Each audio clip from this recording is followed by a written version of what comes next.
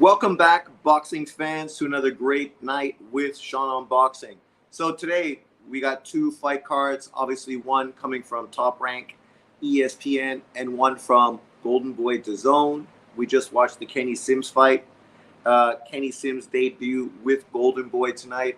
Unfortunately, he had a late replacement opponent, a guy that had only 24 hours notice. So he definitely was not in the kind of shape to really give us much of a fight.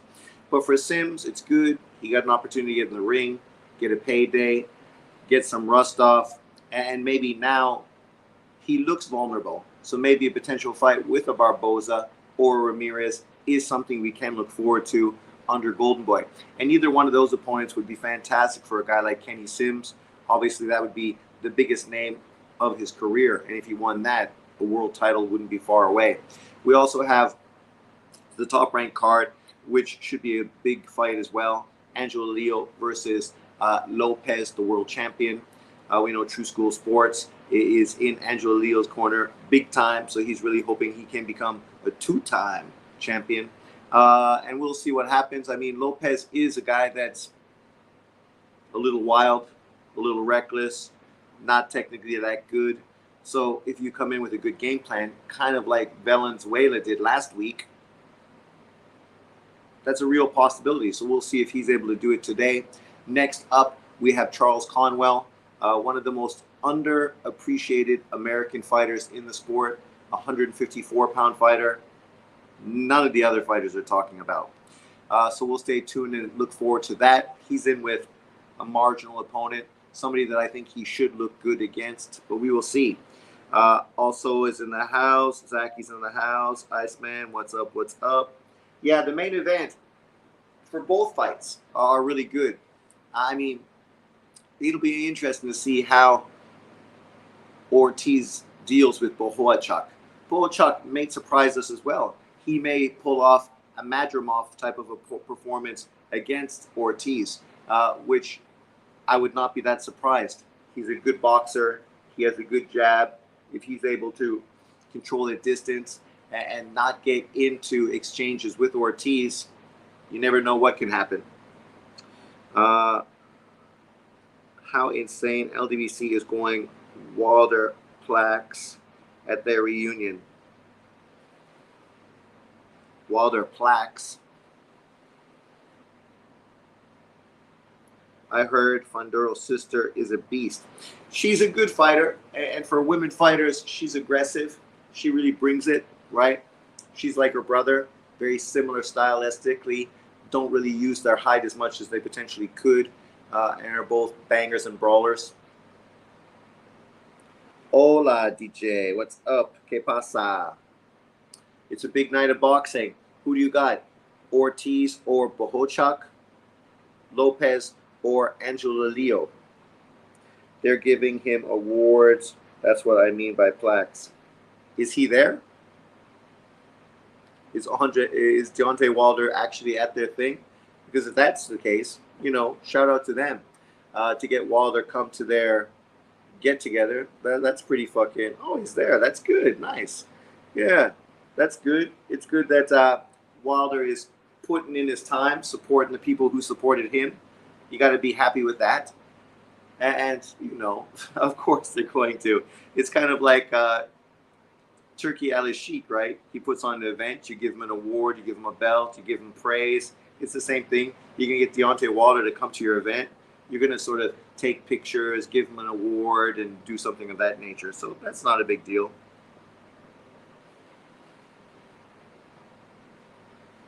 He was in a sling, like arm sling. He got power. He had double the fights of Madrimov, and Crawford has way more fights than Virgil. So it should be a good close fight. Let Virgil get some rounds in.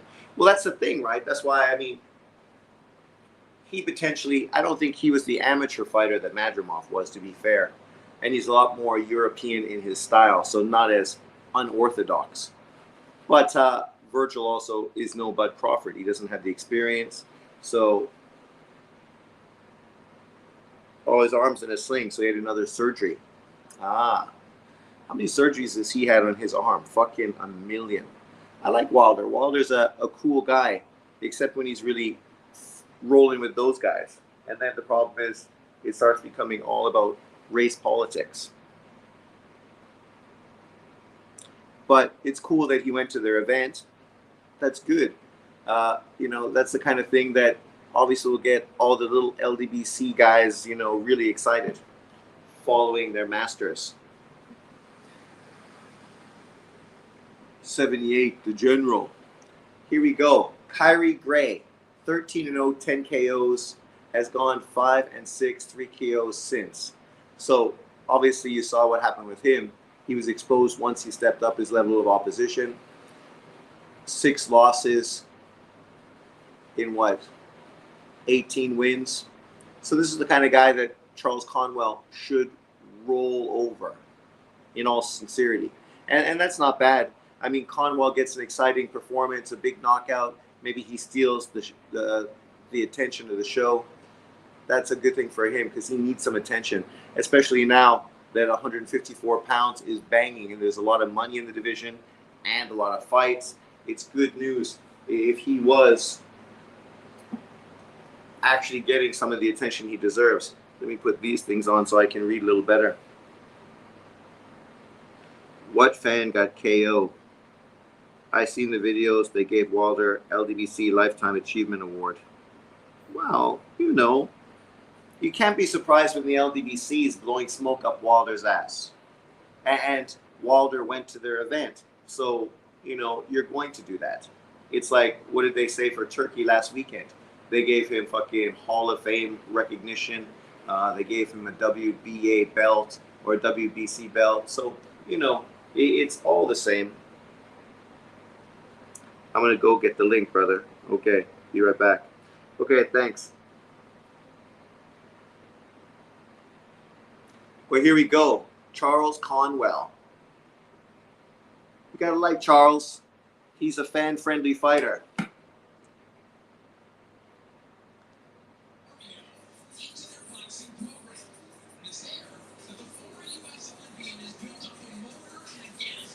Watch LDBC reunion videos. I swear it's a bunch of fanboy thug clowns. Well, that is what it is.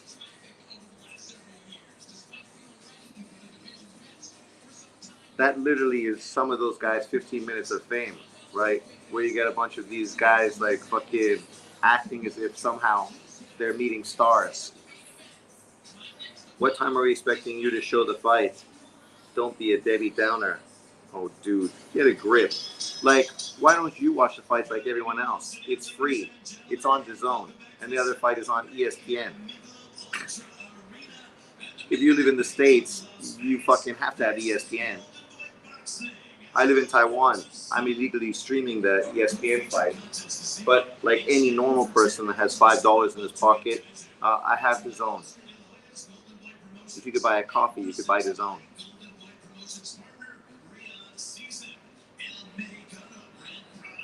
Debbie Downer. This is 1998.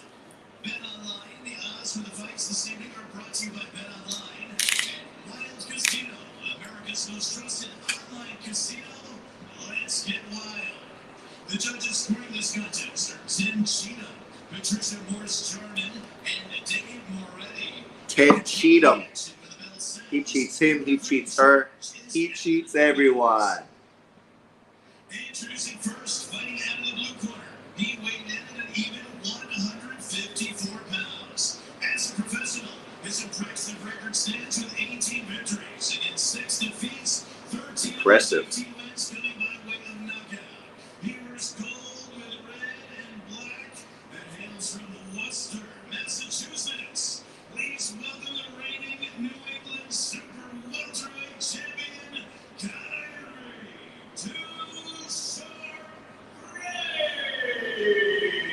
Obviously, he's not too sharp.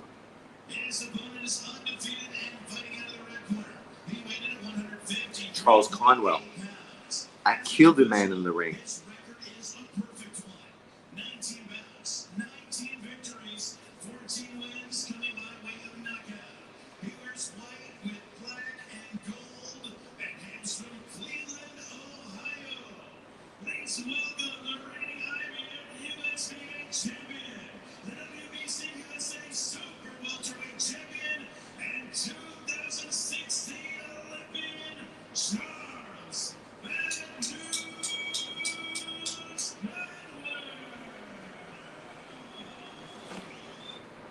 Charles Conwell is a fucking throwback fighter. He's the era of fucking Marvin Hagler and the boys. It's crazy how that woman subscribers show up in these reunions and they're also clueless about boxing because they listen to them. $30 subscription, not free, Mr. Newton. ESPN is $30 subscription. I swear that goofy trill Will Alonso, look at the video, he's a goofball. Iceman, once he dropped the drink, he said, I had enough of this. So here we go. Round one. The question is, how long is this guy going to be able to last with Charles Conwell? I say 4 rounds. Conwell is a beast. He's not the hardest puncher, but he's just a fucking aggressive, old school throwback fighter.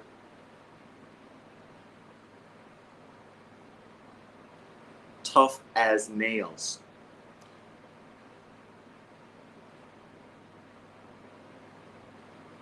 And right now he's in the perfect place. If you're a 154 or 168 pound fighter, the world is your oyster. You're in the 2 hottest divisions in fucking boxing. More money in those divisions than any other division outside of course, heavyweights. And of course now Golden Boy is attached obviously to DAZN and Turkey Al Sheikh, which means there's money to be made.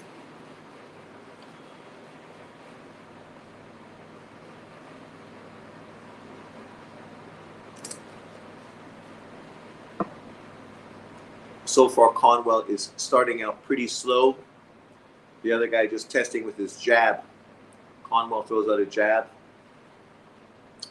Other guy double jab right to the body.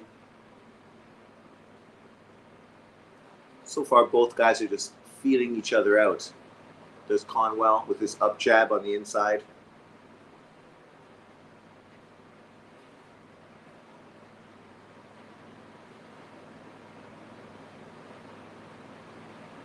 Nice jab to the body by Conwell.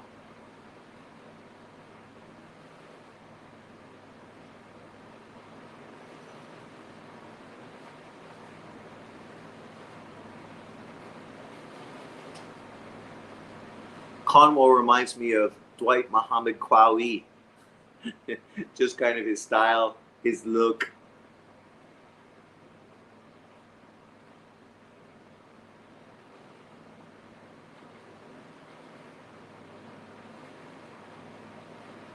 He's just a guy that chips you down, piece by piece, brick by brick. So far, not much body work from either guy. Oh, there was a good left to the body from Conwell.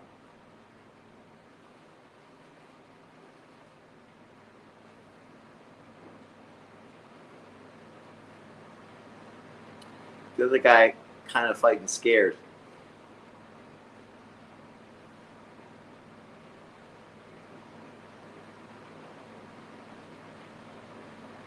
And his jab, he just hangs it out there. Look for a fucking right-hand counter from Conwell. Nice little short chopping left from Conwell on the inside. Another one. I gotta say, Conwell started the round slow, but he picked it up with the more effective punching. So 1-0 Charles Conwell. What was my prediction on this fight?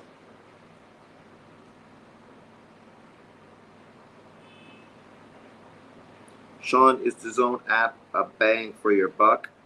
This year it definitely is. This year it definitely is. I mean, obviously a lot of them have also been pay-per-view as well. But you think about the money you pay, you get fights literally every week. So that's 4 fight cards a week based on the subscription price you pay. For a PVC card, you're going to pay $80 for a fight once a month. So you're at least getting 3 times more than you get from PVC any month that they actually put on a fight, which this year's been 3 times. So obviously you're getting way more than that. But I guess it also depends where you live. People say the subscription is different price everywhere. In Taiwan, it's $10, right?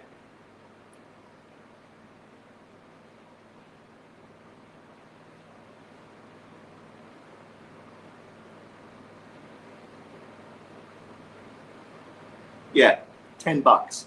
So for $10, I mean, you know, it's as much as fucking most other subscriptions. Disney, Amazon, Netflix, you know, they're all about that price in Taiwan. I'm not sure outside of Taiwan. So round two, Conwell's picking it up, doubling up his jab. Just a little straight right hand to the body from Gray.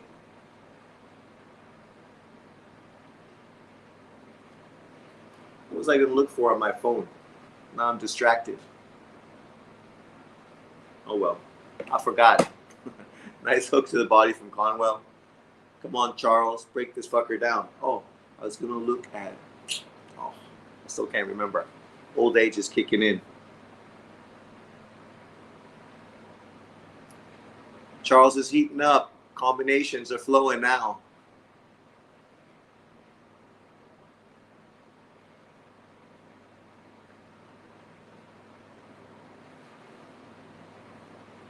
Oh, my predictions. That's what I was going to look for. Jesus. What's wrong with this guy?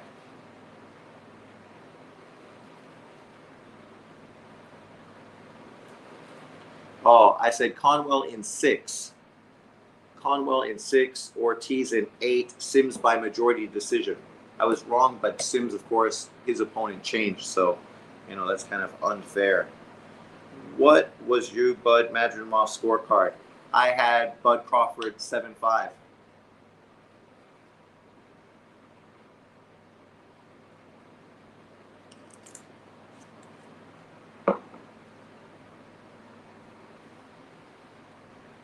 Andre, my Canadian brother, what's up?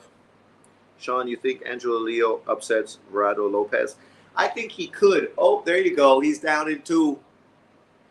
You distracted me. Oh, body shot. Had to be a body shot. Right? That's the thing.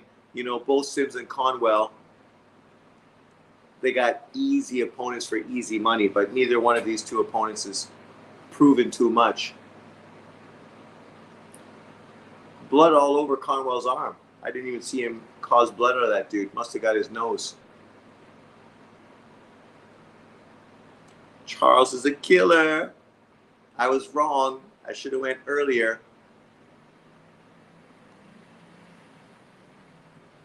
Once Charles let his hands go, the fight was fucking all over. Like I was saying, if Valenzuela could beat and outbox Cruz, in theory, Angelo Leo could do the exact same thing to Lopez. It's a very similar sort of type of situation. It's just a matter, is he going to be as disciplined as Valenzuela or as disciplined as, obviously, Madrimov were?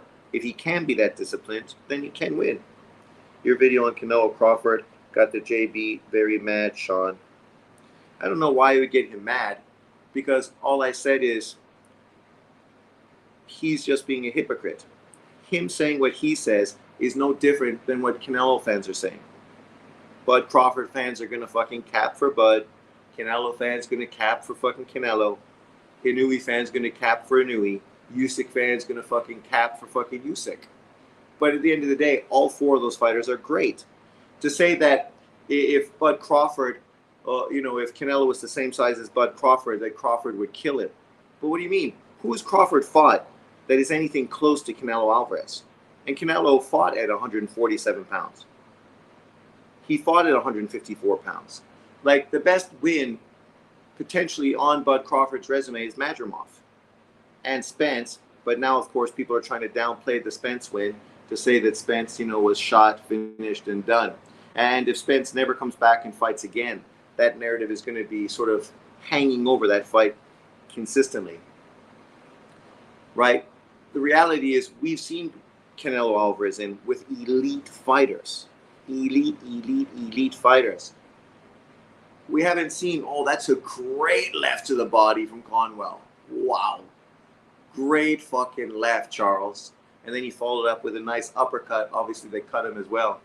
I don't know why John would get upset, except he's so full of hate and narrative. Like, he's trying to shit on Mexican fans. All I said is that Mexican fans are no different than fucking black American fans or fucking Japanese fans. They're supporting their fighter. they're gonna fucking say things that they believe. You might not believe it, but you can't fucking sit here and say that if they were the same size, Crawford would fucking destroy Canelo Alvarez. Really? Based on what? Based on beating Velasquez? Based on beating fucking Sean Porter? You gonna fucking say Sean Porter is as good as fucking Canelo Alvarez? That ain't fucking even close to being true. But that's John. He's always in his feelings. And then by using Floyd Mayweather's victory over Canelo, what does Floyd have to do with fucking Bud Crawford? They don't fight anything the same. Right? And just because fucking both are black, you can't necessarily use fucking one to fucking hype up your narrative for the other. And I didn't say anything bad about Crawford. What I said is facts. Pure facts. All of a sudden, Madrimov is the best thing since water. Well, that's the thing, right? Of course, Bud Crawford fans are going to say that. But in the truth, Madrimov could go on to prove the exact same thing. You look at Floyd Mayweather when he beat Canelo.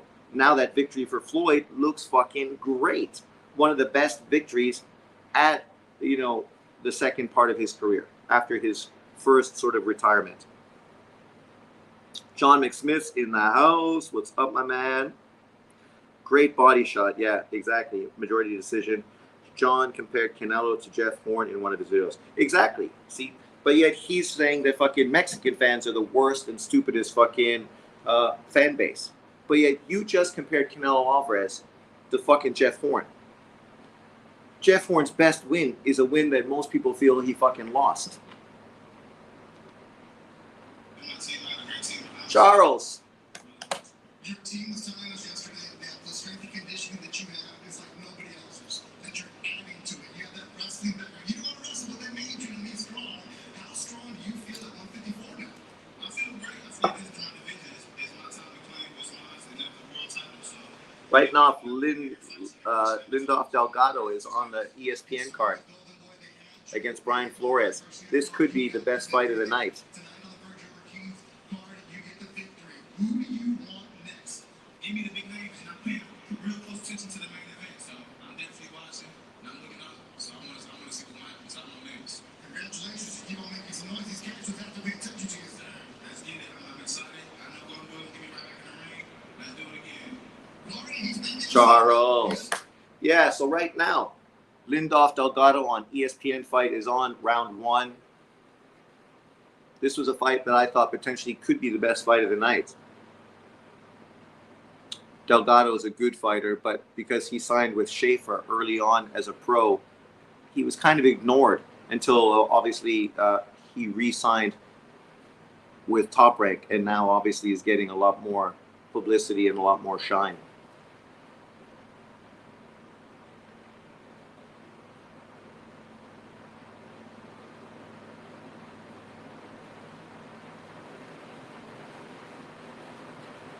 It's good the timing, right? It's good Charles Conwell finished that guy off so early. Now it's perfect time to watch this Delgado fight. Sean, are you covering Gaddy Mayweather 3? No fucking chance. I'll leave that to John. I don't give a fuck. Floyd can make money doing what he wants, but I'm not interested in that garbage. Straight up garbage. And I didn't talk about Pacquiao's fight either. So, I'm being more than fair. And I also don't really focus on fucking the Jake Paul fights. Those guys can make money. I got no problem with it. More love to them. But that ain't fucking boxing. Right now we're watching Lindolf Delgado. He's got a very good jab for a Mexican fighter. He controls range pretty well. Dancing little feet, controlling the outside behind his jab. Old school gloves. Nice jab.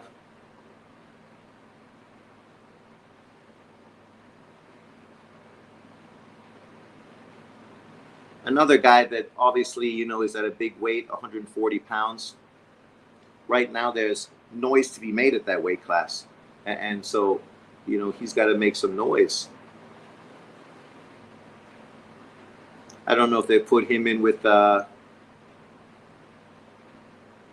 cheer from a Lopez or something like that. Obviously, he's not a big name, but for him, that would be a great opportunity.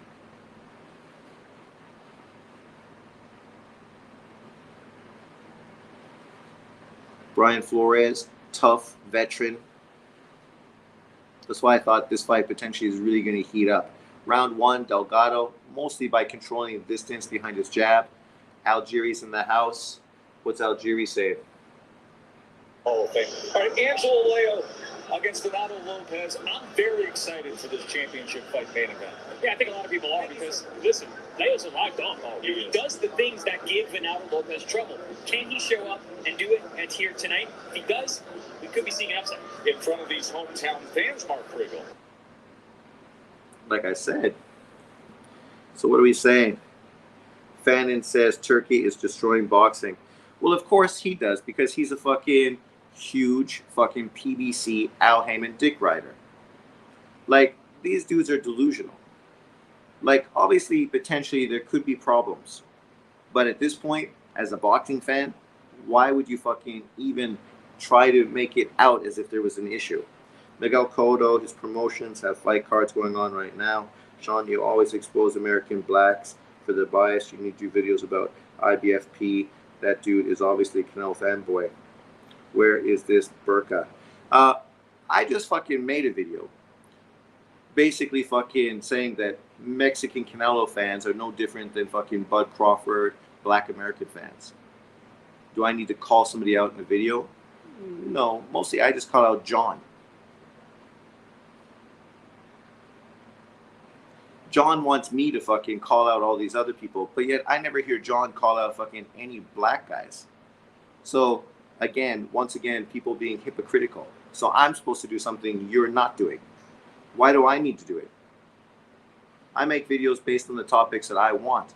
People that consistently call people racist, but then go on and show their racism, that's what I'm exposing.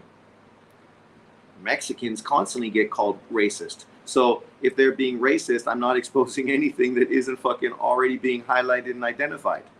The difference is black Americans who say they can't be racist going out and consistently showing racism while calling out everybody else for being racist. That's the hypocrisy. That's what I'm pointing out. If that's too difficult to understand, sorry. If you go to IBFP's comment section, you see me leave comments disagreeing with things that he says, going against his takes. But a lot of what he says for Canelo is true. Does he take it a little too far sometimes? Sure. But that's no different than Floyd Mayweather fans, fucking John Boxing just making the video saying that Bud Crawford would destroy Canelo if they were the same size. Based on what? Based on your opinion. But, you know, then he's calling Mexican fans crazy and stupid.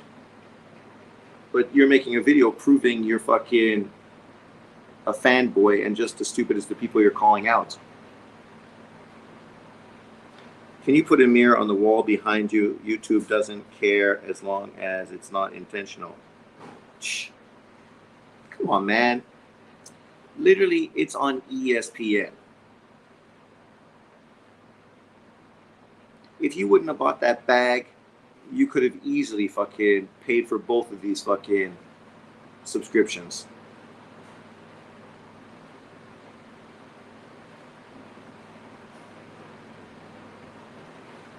Bud don't have a chance versus Canelo. I mean, I always thought Bud could potentially outbox Canelo, right? But after seeing him against Madrimov, it shines light on the fact that, you know, Canelo is so much bigger. It wouldn't be fair. But as I said, I never expect Crawford needs to go up to fight Canelo. Crawford can fucking solidify his greatness and his legacy at 154 pounds, just like Canelo can do at 168. My video yesterday praised both fighters and talked about how they're both future Hall of Famers. And only in the future are we going to know which one is considered by boxing fans to be the one that had the better career, since they're both in the midst of their career. So I don't know why John would get upset, except of course with him, nobody could be better than a black man, right? And that's always the thing that clouds his judgment. Turkey took that personal. Well, you know, Turkey took it personal, but at the same time, his statement towards Canelo was disrespectful as well. You know, we got to understand these Saudi Arabians. They're so rich, they get whatever they fucking want. And when things don't go the way they want, they act like petulant children. So that's what he's doing. And for Canelo, he's earned where he's been. And he feels, why do I need to fucking kiss your rings and dick ride you? I don't need you. I've made my fucking career great without Saudi money. If you want to work with me, we can do it. Like this. Not like fucking me acting as if you're my boss and fucking I'm taking a knee to you. So I respect that. Just like Inouye did the same thing and walked away from the big fight on the undercard of AJ where he was going to make fucking huge money as well. Good punches by Flores. Flores is starting to push the pace a little bit, taking it to Delgado. Delgado, good jabs. This fight's heating up. Delgado got a back like fucking Berlanga. Unfortunately, Berlanga is not as good a boxer as Delgado is. Canelo demanding $200 million, Tank demanding 2 Ferraris is preposterous. Well, dude, them demanding that is just them putting out fucking, hey, I don't need you. That's what they're saying. So they're trying to say that if you want to work with me, you're going to work with me. I'm not fucking chasing you. I'm not looking for handouts from you. I don't need you. So they're saying if you want me, it's going to fucking cost you. Because otherwise, why would I waste my time? Why would I do something with you I can do for myself? And they're not wrong. Tank Davis is the same, right? He's doing his pay-per-views. They're not fucking mega, successful. But he's fucking making millions of dollars, carving out his own career, his own fan base. So at this point, he feels like, I don't really need to fucking deal with this fucking guy. And it's true. It's unfortunate because it would be great, obviously, if Canelo, Tank Davis, Inouye were all working with this group. Because then, of course, for me, you, and other people that are big boxing fans, we potentially get the fights we want, right? You get the Benavidez-Canelo fight. You get the fucking Shakur Stevens-Tank Davis fight. You get the Inouye-Madrimov fight. The Inouye fucking Bam Rodriguez fight. These fights become far more accessible. If these 3 guys hold out because they don't really need Saudi Arabia, eventually they're going to have less opportunity and less opponents available to them. Which is one of the criticisms you could throw towards Saudi Arabia, creating a monopoly. A monopoly doesn't necessarily benefit boxing fans in the long term. Short term it does, but long term maybe not. Let's go Virgil. If he wins, they're sold. Virgil, Crawford, let's go. Well, that's the great thing, right? I mean, if Virgil wins and looks impressive, Bud Crawford's got a huge Virgil fucking Ortiz fight. We don't need to fucking talk about Canelo Alvarez. We don't need to fucking shit, because that's what John is doing. He's like disrespecting and hating on Canelo. But yet Canelo's resume is still fucking far better than Bud Crawford. Crawford's done something Canelo hasn't done, but yet Inouye has done it. And John gives Inouye no credit for doing it, right? So he's only going to pick and choose when something is legitimate and credible.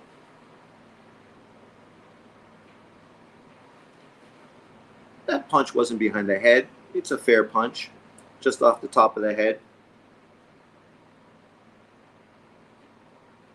But I think it was mostly an off-balance shot, not like a punch that hurt him. Turkey Alashika should make Crawford Virgil happen. I think that's the fight they're going to make, for sure.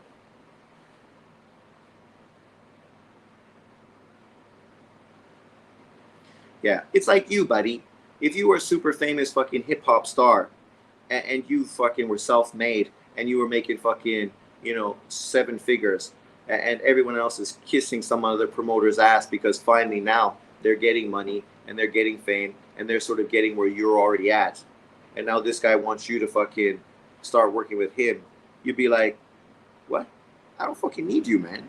If you want me to work with you, fucking you're going to be paying me fucking well above what I can do by myself. It just makes sense. Round 4. What did I say for this fight? I said Delgado by 9th round TKO. Priest, I had 4th round. Funduro, I had by split decision. Brakis, I had by split decision. Lopez by 7th round TKO.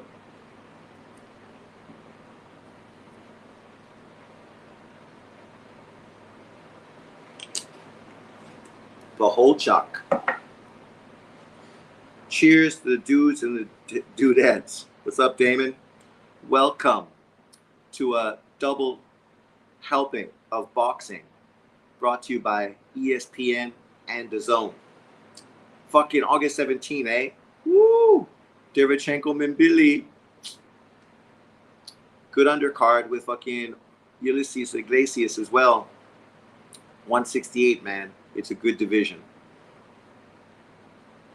Nice jab by Brian Flores. Both these dudes are good fighters. This fight's a good shape. Nice fucking left by Flores.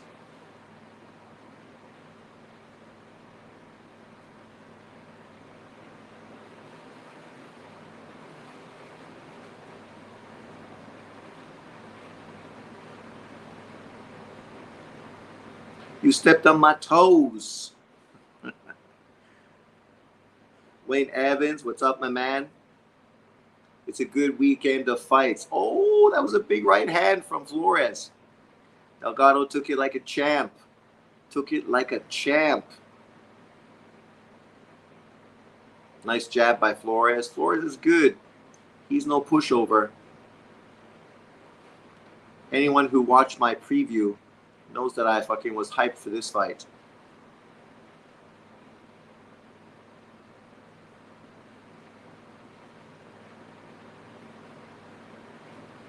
Another big right hand from Flores. Flores is winning this round. He's being far more effective, being aggressive.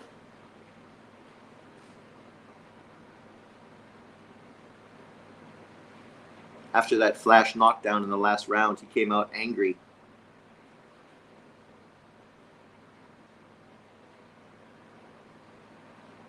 Good round by Brian Flores. Nice work. Right now, the ESPN card, Delgado versus Brian Flores.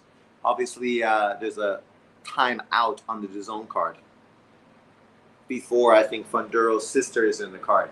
And with Funduro's sister on the card, I can still focus on ESPN because, you know, I ain't that bothered by female boxing. We're mostly just waiting for the main event. And it's good because it looks like the way this is going to be, we'll get the Ortiz fight well before we get the Lopez-Leo fight. So it should play out perfectly. I'm not sold on Delgado. Well, today he's in with a very good opponent. So, you know, this is his opportunity to sell it for you, brother. If he beats this guy, especially impressively, that's a big win. Right now, they got Delgado up. Oh, no. Yeah, because of the knockdown. I gave Delgado the first round, too, so I have him up 3 rounds for 3-1. I thought he was dictating and controlling the distance behind his jab in the beginning of the fight. Now it's starting to break into a war because Delgado or Brian Flores is pushing it on him.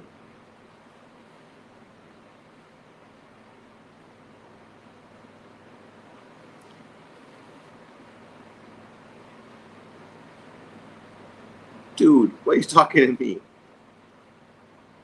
That overhand right of fucking Flores, that punch lands, man, every time.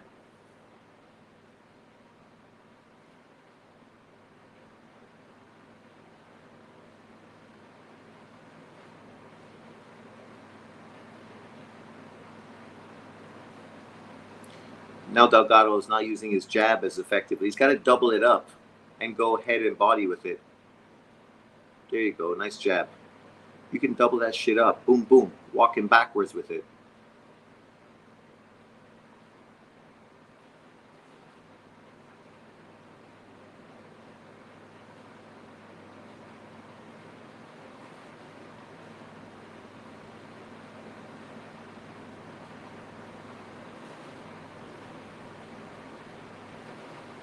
Yeah, what you're saying is true.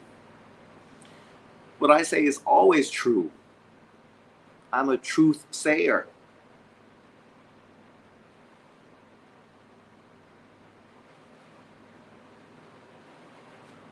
Flores is good.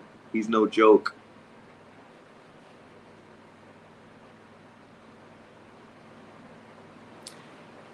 Neither guy's going to the body very much.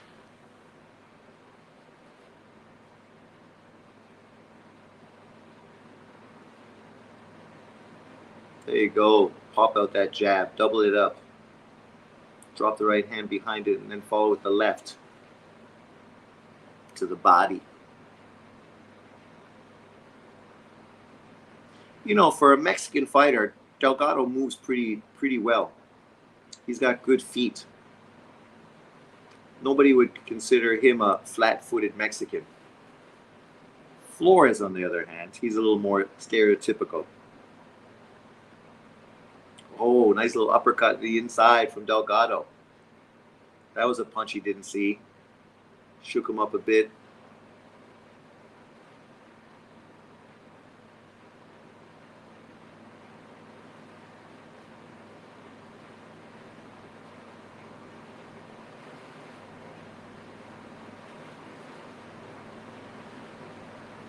Good round, good bounce back round for Delgado. Re-established himself nicely. Are you guys watching this fight? Delgado versus Flores? If you're not, you're missing out. So far, it's been the best fight of the night. Obviously, the Charles Conwell fight was a great knockout, but it didn't last very long. Charles destroyed that boy lickety-split. Lickety-split. So what did John say about me in his video? John is always so sensitive. Oh, the anti-black boxing fan attacks blacks. See, how did I attack blacks? Anyone that listened to my video yesterday, you tell me. In my video, how was I attacking blacks? When I was basically saying that Asians, whites, Latinos, and black boxing fans all fucking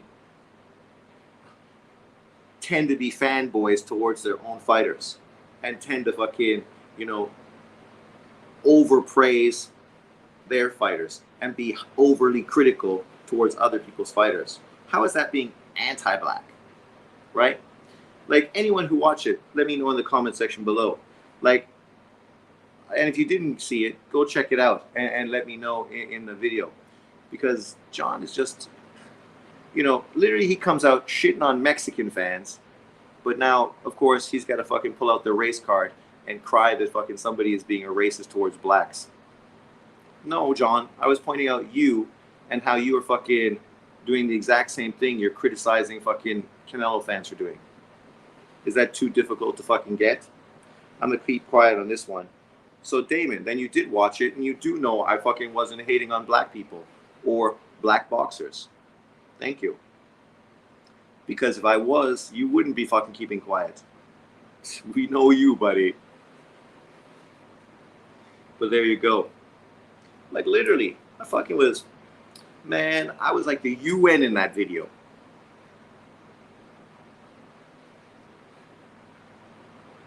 I don't know if that's a good thing.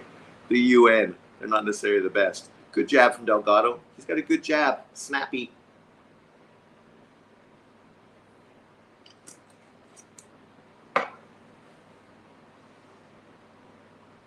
And he's made adjustments, so he's not getting hit by as many looping right hands as he was earlier.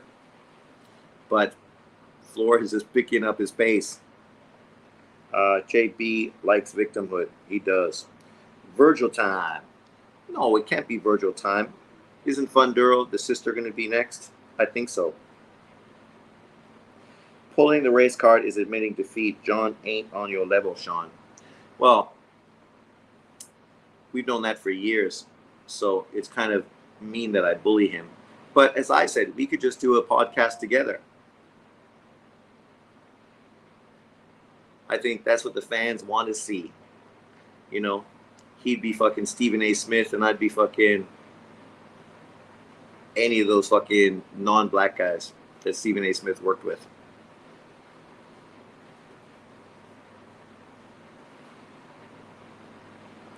See, unlike John, I ain't pushing hate.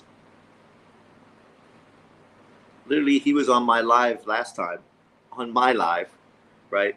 And he didn't say anything because there was nothing to say. Nobody was saying anything hateful or negative or derogatory. So he did not say anything except, of course, when a troll used his name. And that's the only time he spoke up. But like literally, you're probably here now, right, John? Hi.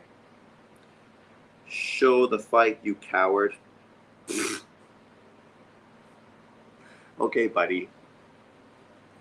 Which fight do you want me to show? The reality is the fight I'm watching, you probably don't even know who these guys are. Oh, so the Ortiz fight is happening. So what happened to Funduro? Did she already fight and I missed it? Did she fight before Conwell? That's weird.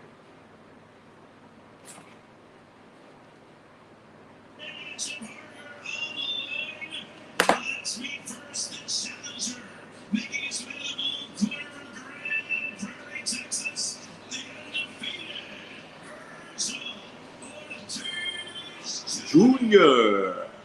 Oh. Now I'm going to be caught between fights. She fought way earlier. Oh. So Conwell was the fucking lead-up fight. Wow.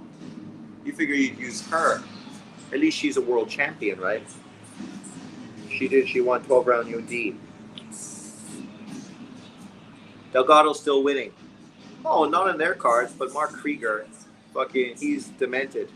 I don't know how the last 3 fucking rounds you could give fucking Flores. Literally. If you're watching the fight, there's no way Flores won the last 2 rounds.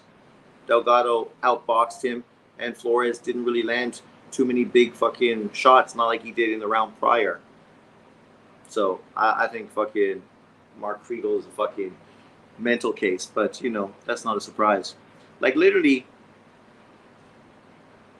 Delgado knocked Flores down with an off-balance shot. Flores came back, outworked him, landed numerous looping right hands, and since that round, Delgado has been controlling the distance with his jab, his movement, and having far more success.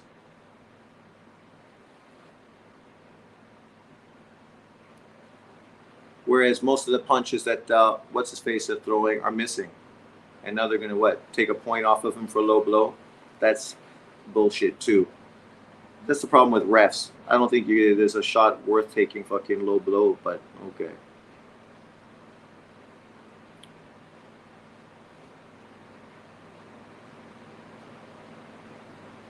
Yeah, that punch literally landed off of his elbow and hit him low. So you should definitely not lose a point for that fucking punch. But that's refs. They're fucking morons. First point deducted in his career. That tells you everything you need to know. Flores is fighting good. It's just he's not having so much success. Delgado's took away his looping right hand, and every other punch he's throwing is mostly missing.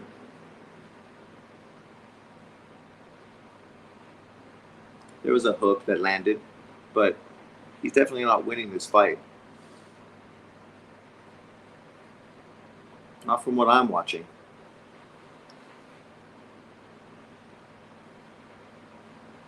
I mean, Delgado doesn't look like he's going to knock him out or anything, but nonetheless, why don't Bud box on his toes anymore? He's now a flat-footed sniper. Well, he's older, right? His legs probably aren't what they once were. That's why, really, after watching the Madrimov fight, I kind of think that even though I was giving Crawford a good chance to win against Canelo based on his long jab, his long arms, and I felt he would have better foot movement and be able to control distance and range. But I think he's doesn't have those legs in him anymore to do that for 12 rounds against Canelo.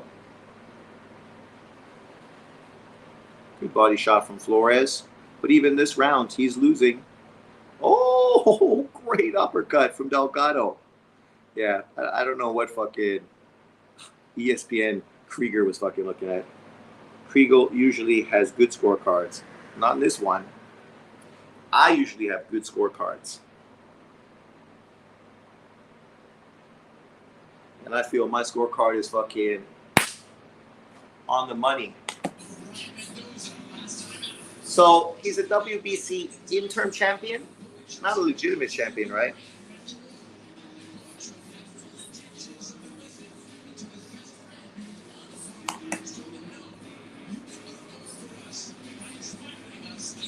Ukrainian.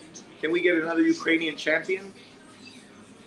Now there's 3. He could be the 4th. They had Delakian, but Delakian's too old and looked too inactive.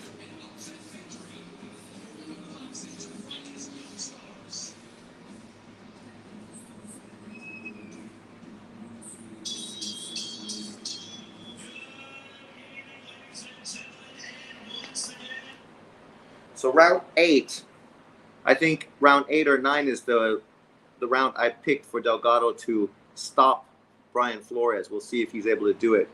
I don't think he's going to, but I think he's going to easily win a unanimous decision.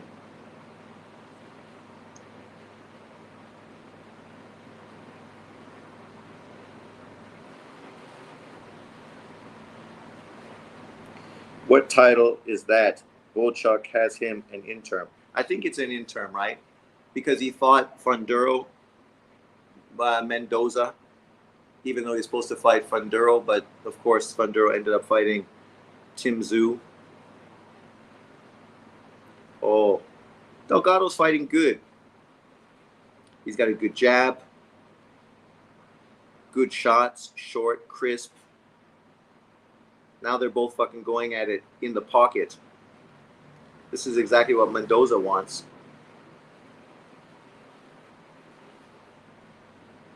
I guess Delgado feels that he's not as strong as he was earlier, so now he's picking up the pace. Yes, they're in the ring. I know. I'm still watching this fight. I don't want to necessarily miss it after investing so much time and effort into it. Come on, Delgado.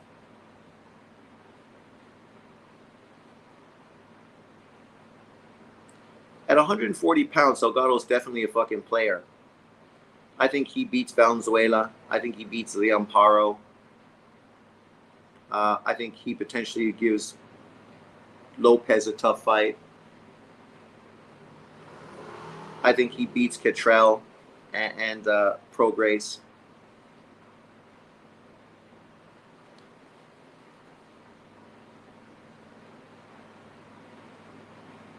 Both dudes throwing.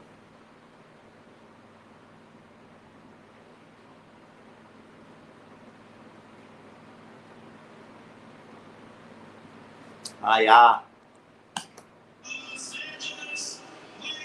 Oh no, Harvey Dock is the refs.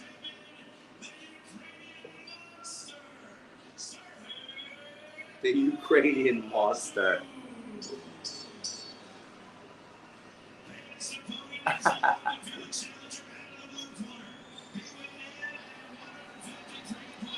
Coelho is a dark horse at 140.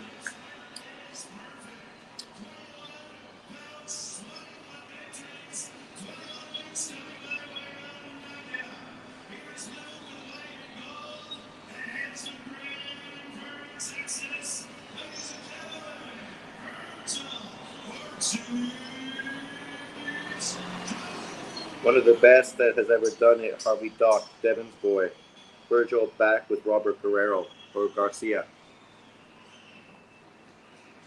Here we go, boys. The biggest fight of the night is happening early. Let's see which guy can establish what.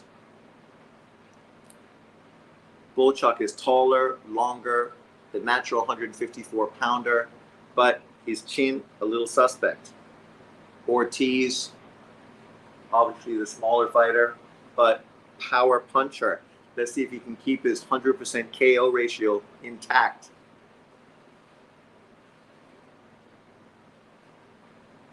Obviously, Virgil is no Ortiz, Isaac Cruz. He's a much better all-around fighter than Isaac Cruz was. So for Bochuk, it's not going to be as easy to control and dictate this fight. But we will see. Here we go. Round 1. Obviously, Bochuk coming out with the jab. Good power jabs. Big shots right off the bat from Ortiz.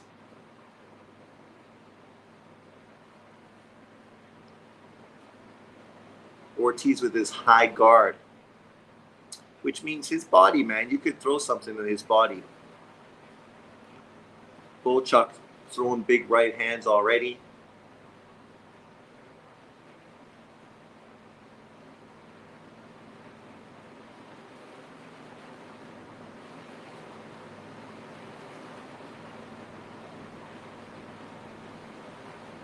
Bochuk trying to establish that long jab. That's what he's got to do, establish that jab. That's your fucking key. Key to victory.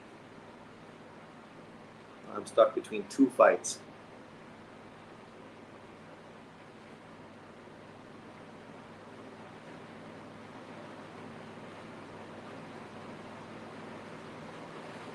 Round 9 for Delgado, Flores. The round I picked for a knockout from Delgado. Flores is bringing it. It's kind of strange to see Ortiz fighting off the back foot.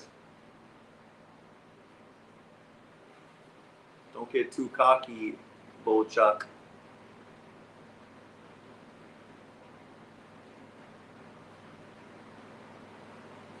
Oh, there's a big right hand by Bochuk. You don't want to be in that range, kid. Keep establishing that jab. It's only round 1.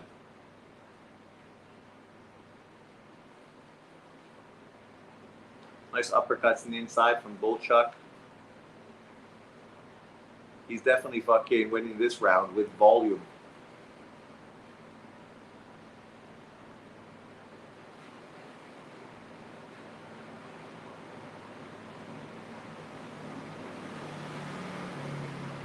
Yeah, establish that jab. Get out of range.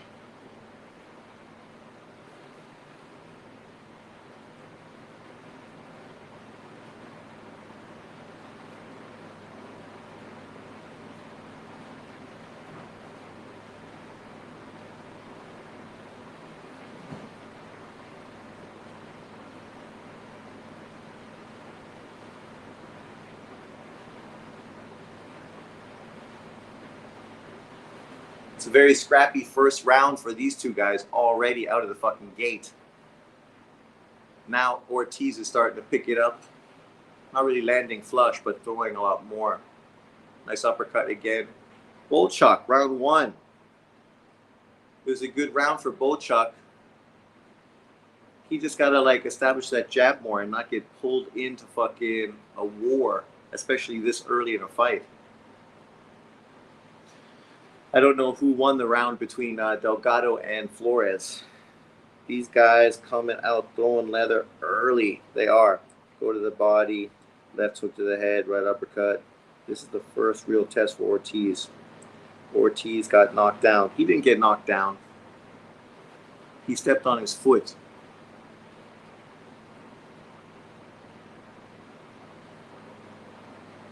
Yeah, that was not a knockdown.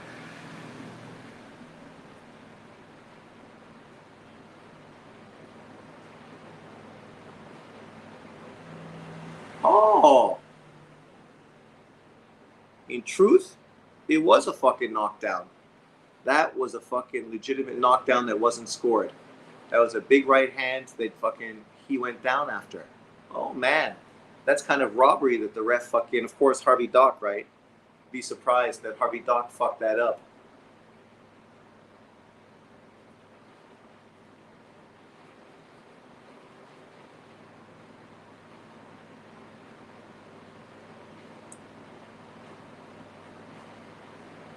Round 2.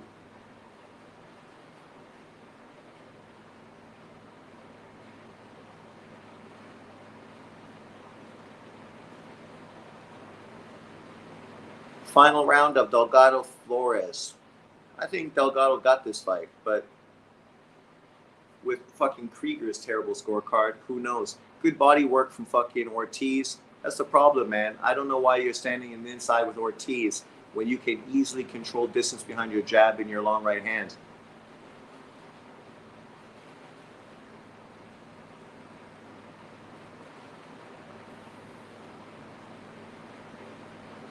Like the one thing that fucking Ortiz has is his inside game.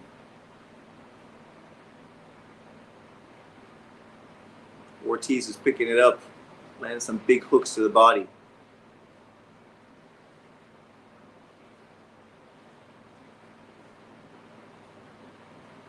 Nice uppercut.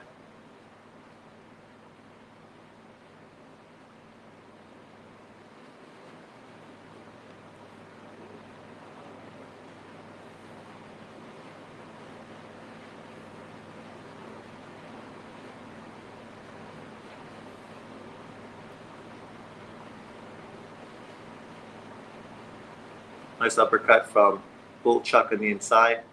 There you go. Keep him at range, dude. Keep him at range. And then you got the uppercut once he fucking comes in on you.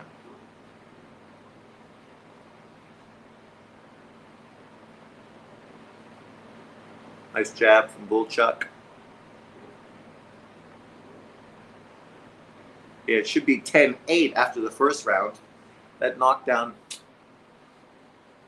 that could fucking pay big dividends moving forward. Nice jab from Bohachuk. If you keep landing that, you're gonna fucking break his face up, man. Nice jab from Ortiz.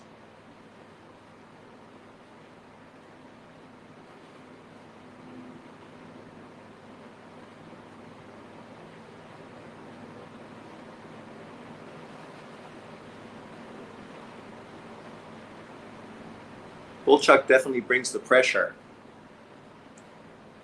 Good shots from Ortiz. Nice counters. Whoa. Yeah, that's an Ortiz round in my book. I definitely gave that round to Ortiz. Delgado and fucking Flores banging it out. I got Delgado in that fight. Virgil is a glass chin Mexican fighter. Bochuk can make it easy by throwing his jab in straight. Ortiz is gassed already. What, Iceman? You cannot have given fucking Virgil Ortiz the first round. Especially when you know he fucking got dropped. See, that's the problem, guy. When people like you score cards, there's obviously bias involved.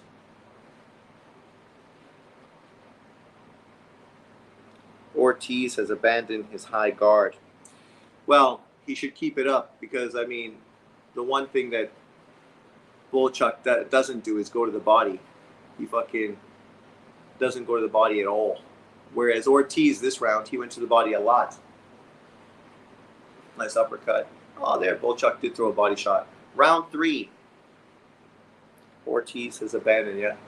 Let's see if the high-pressure volume will tire Ortiz out. Because he's usually the guy pushing and dictating the pace. In this fight, I've seen him move back far more than ever before.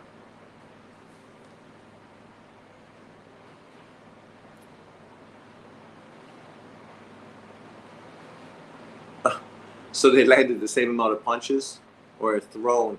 So they say that Ortiz has landed more punches than Bochuk. I don't know how you could fucking do that.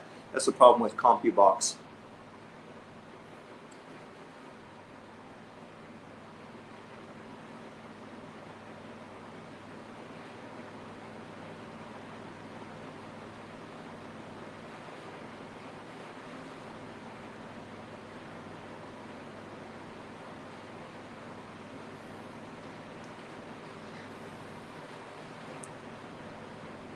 Nice counter left on the inside from Bochuk.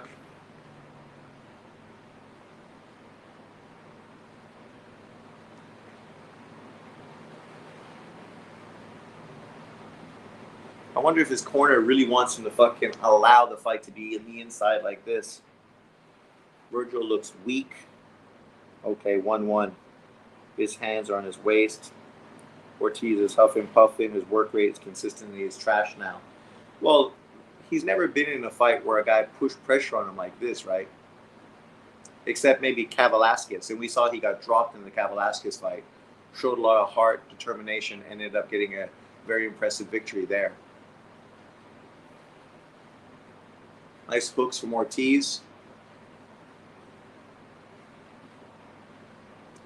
So is his power all as a weight bully, or did his power translate moving up in weight?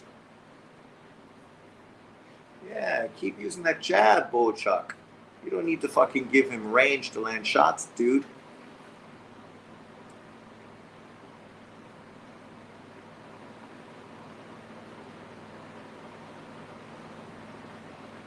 This fight is definitely fucking a goer from fucking round one.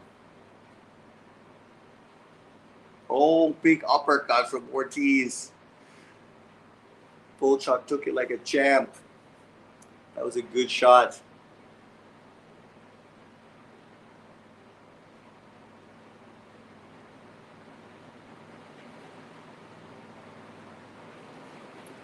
Bohachuk, there you go, from distance, behind your jab, your right hand. That round's tough. That round's tough to give. I will favor Ortiz in that round and say it's 2-1 Ortiz, even though I do think the high volume potentially is favoring Bohachuk. Someone going to get knocked out. Bohachuk is outworking Ortiz. Looks like Ortiz might wear down. No one is giving away any ground. Yeah, that round was tough to score. I will say it's 2-1 Ortiz, but I would not be sad if somebody said it was 2-1 Bohachuk. But Bochuk is not fighting stylistically the way that benefits him. So that's why I have to favor Ortiz in that round. In round one, he controlled the distance. He used his jab. He used his right hand. He dropped him. But in the last two rounds, he's allowed Ortiz into the fight.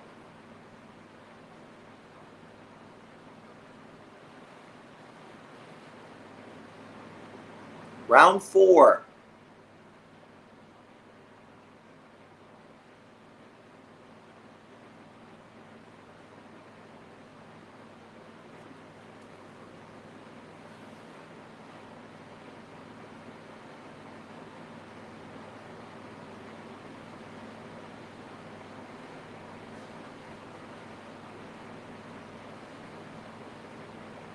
I think Bochuk gotta throw his punches and then step back out in range. If he keeps doing that, he'll win this fight easily.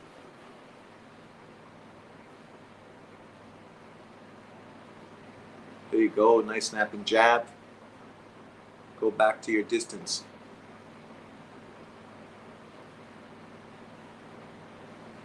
Good jab by Ortiz. Good jab by Bochuk.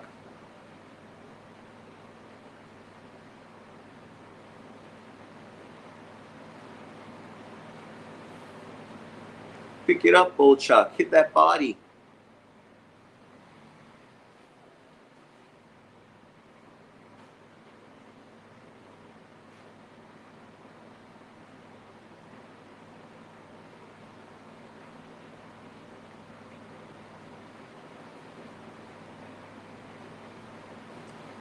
You gotta fucking give both these guys tons of credit for stepping in and taking on this kind of fight. This is a crowd-friendly fucking scrap. Brought to you by DAZN. I don't know if this fight is supported by Saudi Arabia or not. There you are. Keep him at distance. Fucking, you're winning this round easily, Bochuk.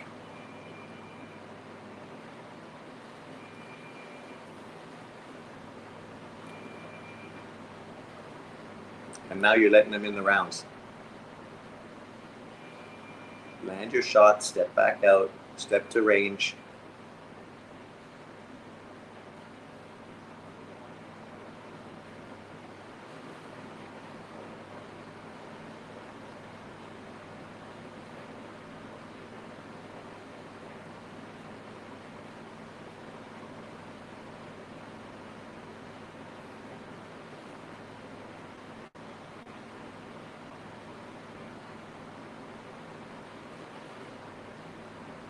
Nice uppercut in the inside from Bochuk.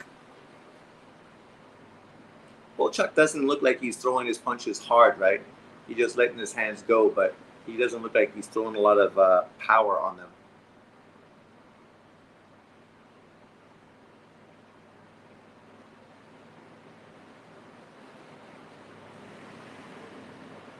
Two-two, Bochuk round. Looks like Ortiz is wearing down. No one is giving ground. You guys said that already.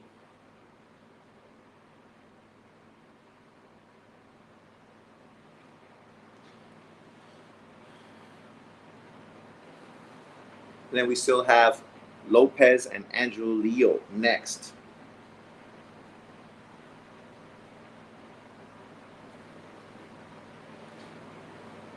I didn't see who won the fight between Delgado and Flores. Did anyone see the result?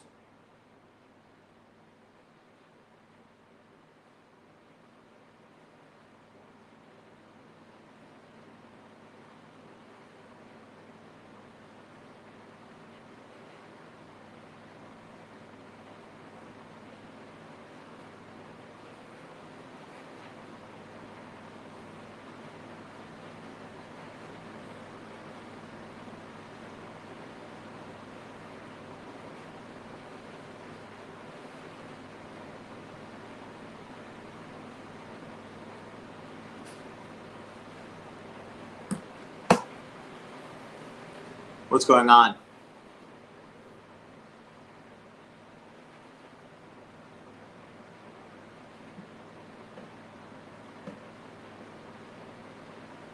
What's the issue in the crowd? Who's that fucking guy screaming in the crowd?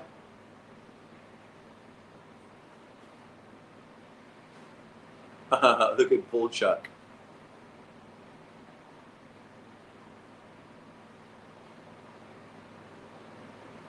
What's the fucking delay?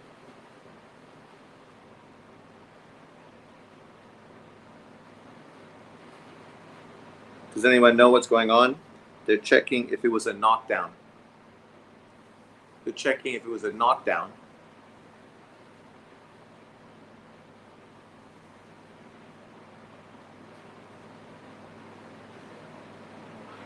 Round number 1.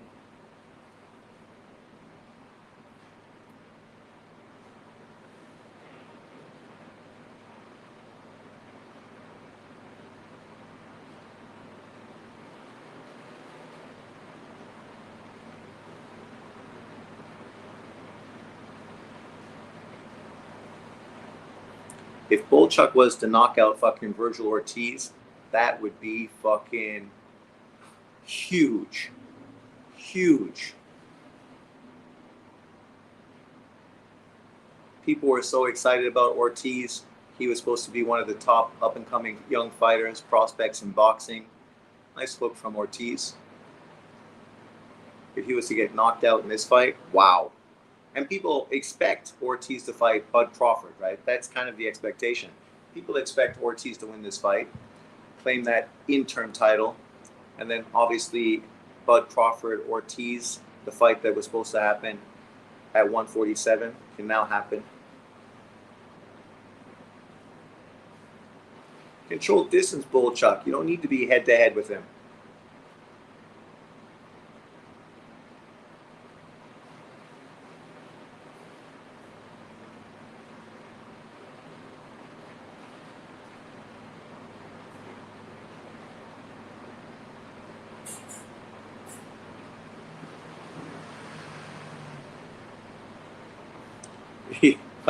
Yeah, Iceman. You know, just because obviously we'd be excited about that. Ortiz, 100% KO ratio, big Mexican fan base. You know, him, Bud Crawford would be a huge fucking matchup. Obviously, the only other real opponent at 154 for Crawford would be Tim Tszyu, who the PBC is probably going to fucking keep away from Bud. A Spence rematch, if Spence was to come back and beat Funduro impressively, then that fight would be worthwhile. Or a Charlo fight. So 3 PBC opponents, all who are probably going to fight one another and all fucking blatantly duck Crawford like they always have.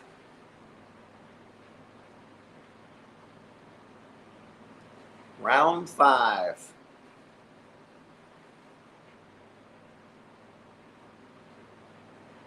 You definitely see a fucking different version of Ortiz. He's definitely not the killer, aggressive, come forward fighter that he has been at 154 pounds. I mean, at 147 pounds.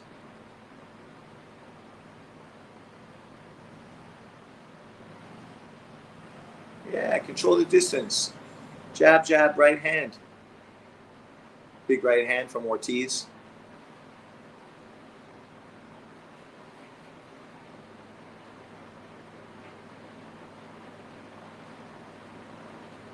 So what do you guys think about that round? Crawford takes him out in 6. No, I definitely think Crawford fucking destroys Ortiz. If Bochuk is doing this to him, Crawford's going to fucking dissect him. Yeah, it was a knockdown. He fucking punched you in the head and you went down. Oh, the ref was counting.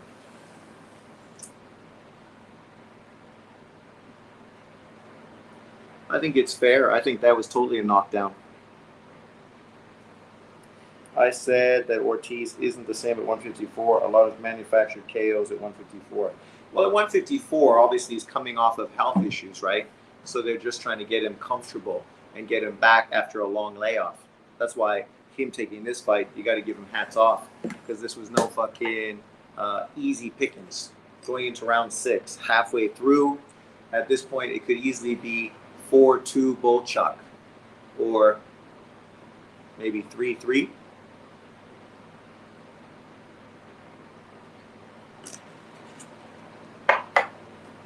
Let me know how you guys have it scored.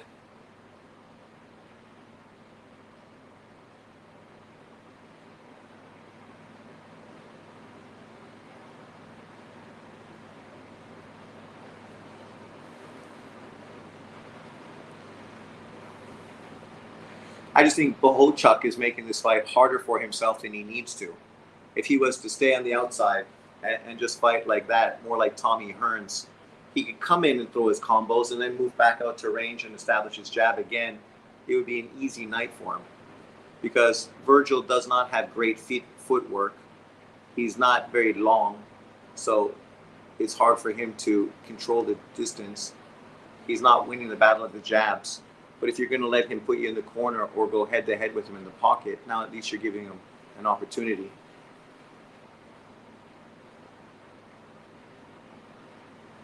Big right hand from Bohachuk. Nice little short left.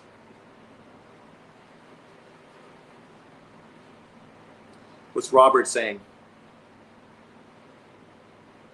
You guys are listening. Let me know.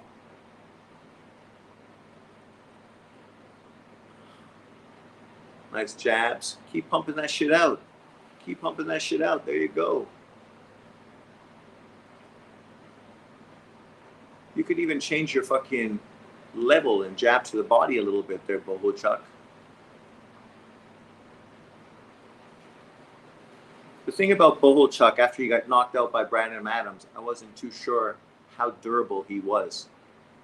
But obviously, he's fighting a guy who moved up in weight, so... But Brandon Adams, I don't think, was ever a really big guy either. He thinks Virgil is winning. Okay. I don't think Virgil is winning. Especially not this fucking round.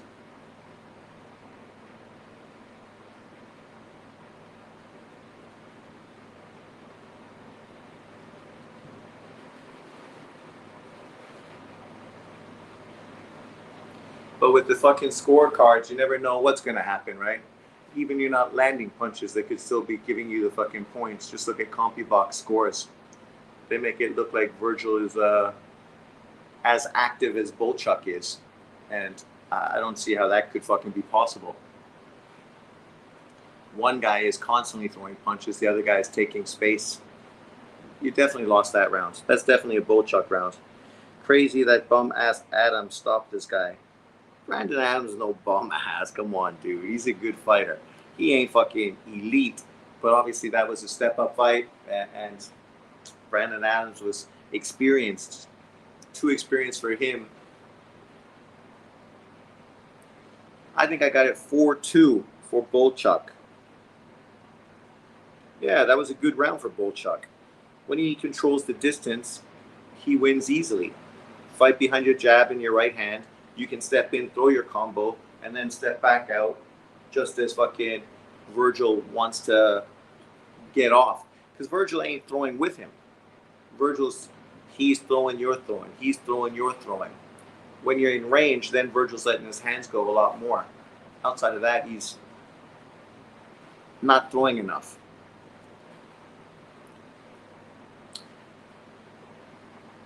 I think Madrimov beats both of these guys.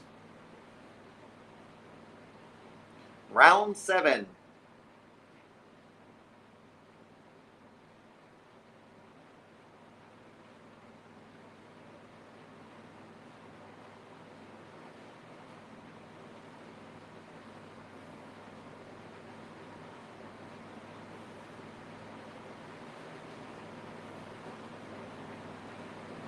You gotta follow that right hand with your left, buddy. Throw the jab, throw the jab, throw the right, hook on the inside.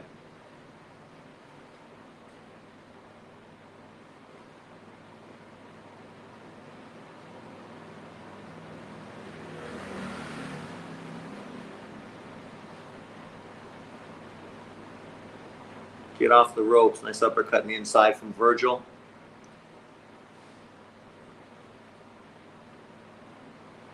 Nice counter left from Virgil.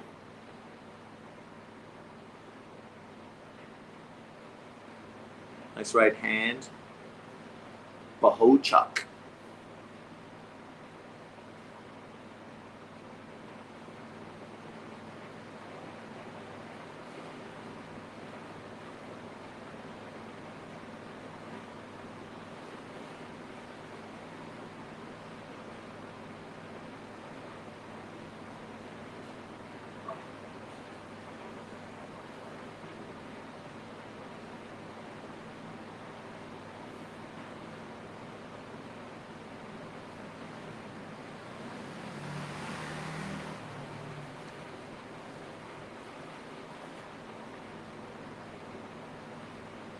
This right hand from Bochuk.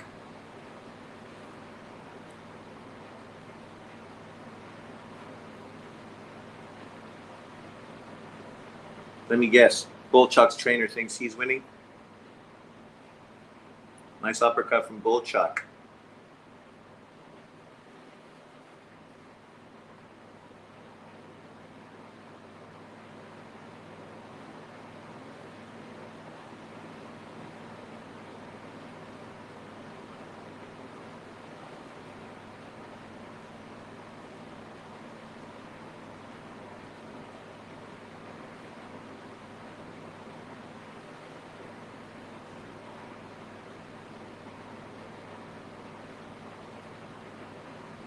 This jab from Ortiz.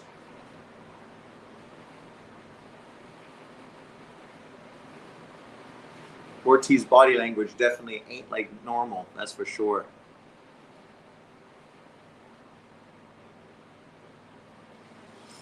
I got to give that round to Bohachuk. So what is it? 5-2. Maybe you could say 4-3. But I definitely think Bochuk's winning the fight so far. By 1 point, his trainer said, this division is jam-packed full of top fighters. 154 and 168, right? Both good. Yeah, I think Madrimov beats both. I think division is probably the best in boxing right now. Crawford over everybody at 154. I think so. Bochuk has a decent round. Adams won the TV show Contender, right? Oh my God. This proves triangle theories don't mean shit. Triangle theories never mean shit. Oh, Angelo Leo's walking into the ring.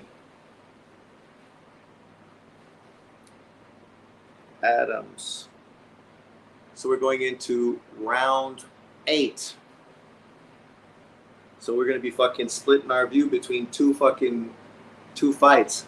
Here we go. Round 8.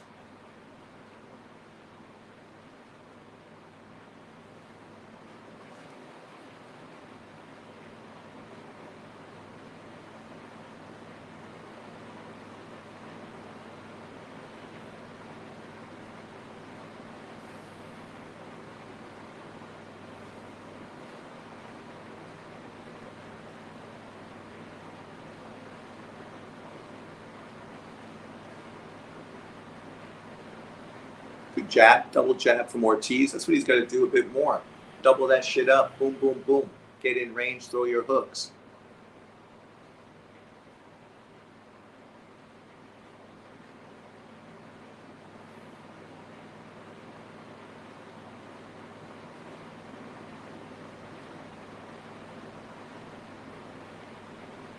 What happened? Another knockdown? Oh. Delgado won by split decision. I thought he won fucking clearly, but oh well. Another knockdown.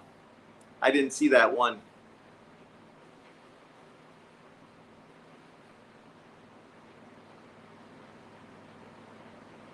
Get off the ropes, man.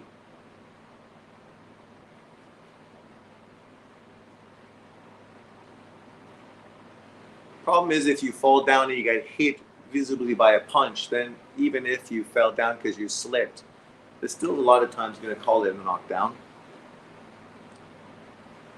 Now Virgil's picking it up. Well, you got it, man. You got to put more pressure on him. There you go. Double up the jab. That's what I said. Double, double, double. Don't walk in throwing like that. Double up your jab. Oh, Virgil with a big right hand. Now he's fucking throwing. That's what you got to do, buddy. Go to the body a little bit.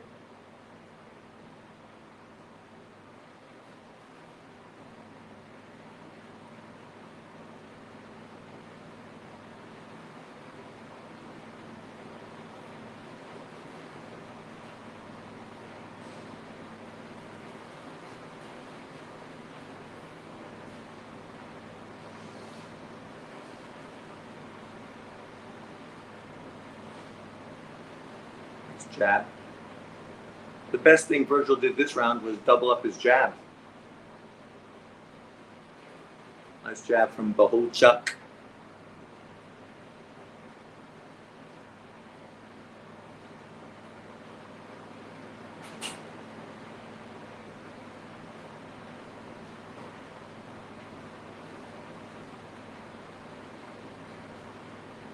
Wow, Ukrainians are tough motherfuckers. His punches are looking sloppy. Who, Virgil or the Ukrainian? Show the knockdown. I missed it.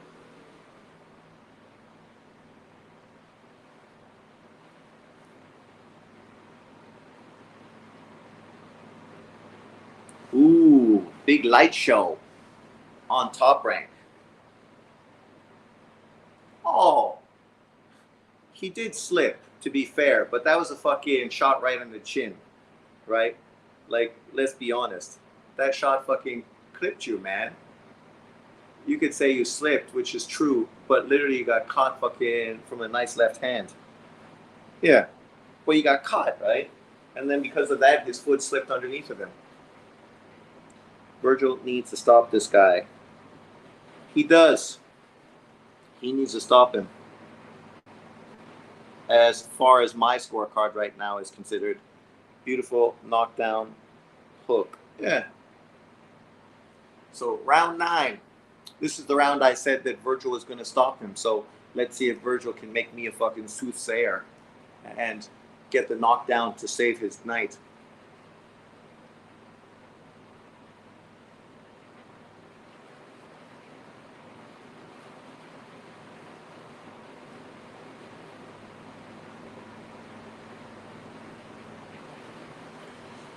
What's Krieger saying about the scorecards? Oh no, who's the one scoring for fucking DAZN, Golden Boy? Is that Krieger? Now I'm confused. Watching Krieger's on ESPN.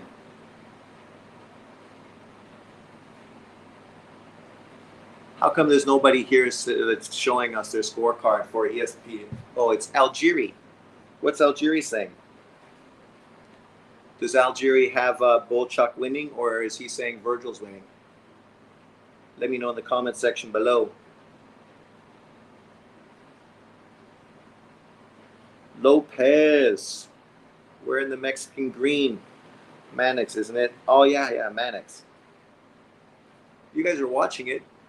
Usually they put his card up, right, so you can see the score, but I haven't seen anything shown yet. You can definitely see Ortiz is throwing the bigger shots, but I think a lot of the clean, crisp shots that are landing are from Bohachuk.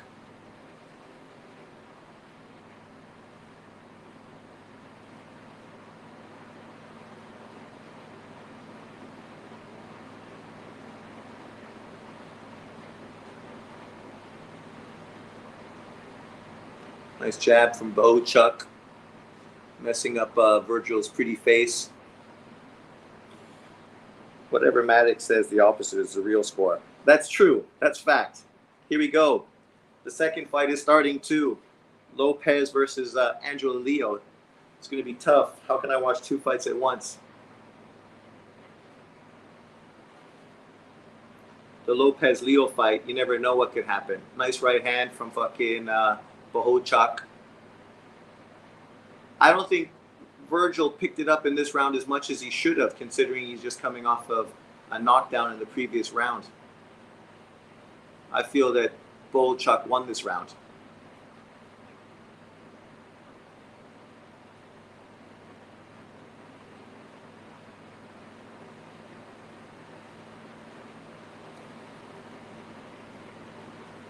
Lopez punches. Oh, what? 1,000 total punches thrown, Chris. Yeah, which is why Lopez decided that conditioning was going to be a big part of the preparation for this fight against Leo. And you got a guy who throws a ton of punches. You got a guy who's a body puncher. Also, we're at elevation here. Yes. Being in shape is going to be very, very important. As I believe you found that on the treadmill. Yeah, I couldn't believe that 5 miles felt like the way it did. When you look at the legs of Bernardo Lopez, Bernardo, which means deer, you see how explosive he is, how he closes the gap. Those powerful legs underneath him allows him for those explosive movements, closes the gap very, very quickly. I mean, just sometimes you sit back and you watch the offensive attack. Look at these hands. I mean, that left hand he just thrown was thrown. He was ducking to his right and thrown from distance as Angelo Leo then finds some success on the inside. Nice counters from Leo. He had a right hand off the ropes and then a left hook to the body as he went underneath. Round 10. I think Lopez is winning that round. He's landing some big clean shots against Angelo Leo. What did the ref do this time? Well, we said fucking this ref is going to fuck it up. And already he's made controversy in the fight. Round 10. These are the championship rounds, Ortiz. You're going to have to really fucking nut up these 3 rounds. If you want to win this fight, you should win these 3 fucking rounds. Maybe you win these 3 rounds. Maybe you're going to win. Who knows what the scorecards are? What's your scorecard so far, Sean? I think I have it 6-3 for Bohachuk, plus 2 knockdowns. But obviously, you know the scorecards are going to be closer than that. Because Ortiz is the house fighter. Like, look at those things. Ortiz landing more punches, throwing more, really. This is what CompuBox is telling you. That fucking Ortiz has landed 22 punches more than Bochuk. Yet Bochuk has been a fucking Energizer bunny who's been throwing punches non-fucking stop. And they only have him throwing 60 punches more. So, I think Leo's gonna lose. I don't think he can take fucking Lopez's power. And I don't think he's going to be disciplined enough to outbox Lopez.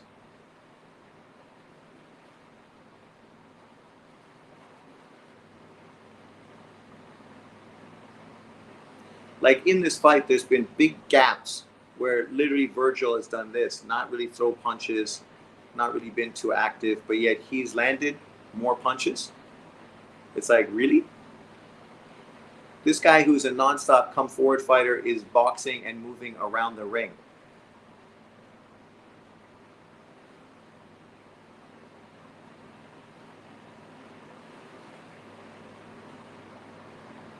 Like, he does not look like he's winning. His face, his attitude.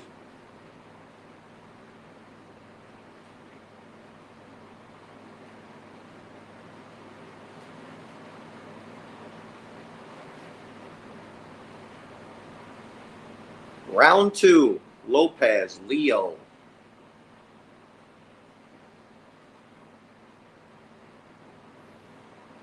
Like, did you guys hear yet from DAZN? What's the commentating crew saying? Who do they have winning this fight? You can see people standing up because they're hoping that Ortiz lands something and knocks him down. In that round, I also thought fucking Virgil lost that round. I think Virgil is losing Gets the warning pretty clearly. A body puncher to the max. Really? 9 times CompuBox has tracked his fights. And in those 9 fights, he's landed 899 body punches. Have to be careful leaning over that front foot against No scorecard, it tells you, right? They're setting up for the robbery. Highlight reel knockouts with that shot. You want to make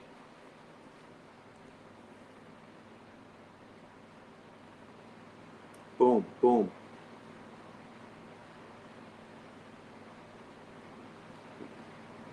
Round 11 is coming up. In this round, Leo's landing some good punches. Obviously, volume. There you go. Opening up. Boom, boom, boom.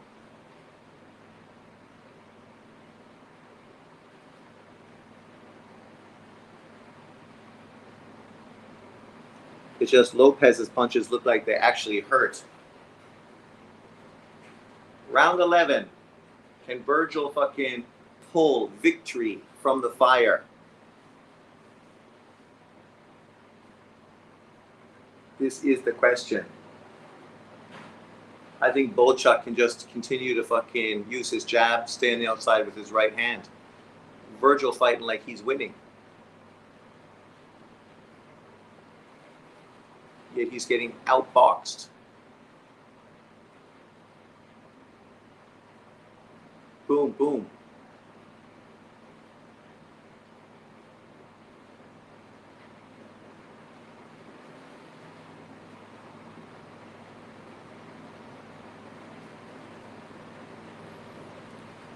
Whatever happens, it does look like Virgil's 100% KO thing is fucking going to be done. Just like Gary Antoine Russell. The only guy with a 100% KO ratio after tonight is probably going to be Better BF, who's going to be facing Bivol. So that might go away as well.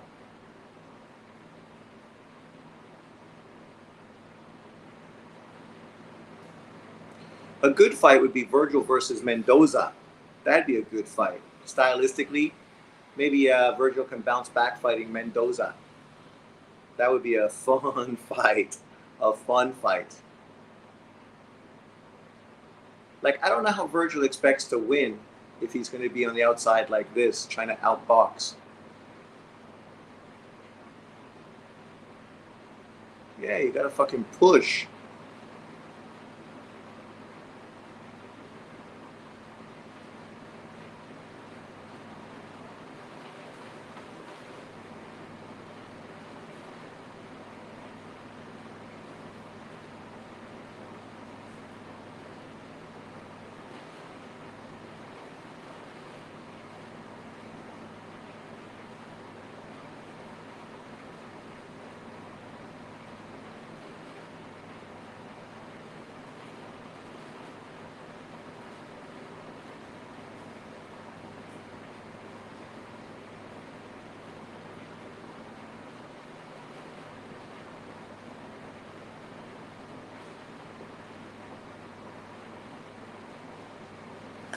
Oh. Boom. Yeah, he's losing this round too. Like, you gotta fucking win these fucking rounds. And you're the one fucking getting your head rattled back by fucking right hands.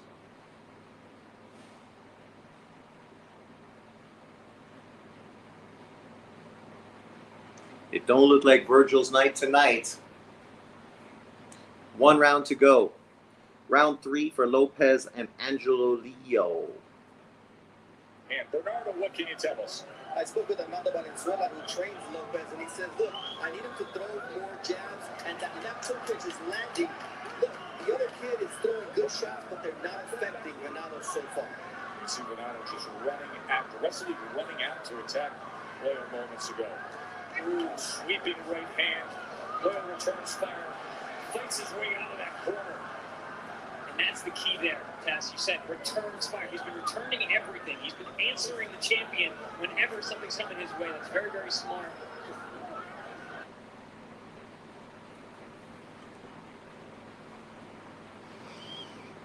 Both men have hearts of champions. Well, they should, right?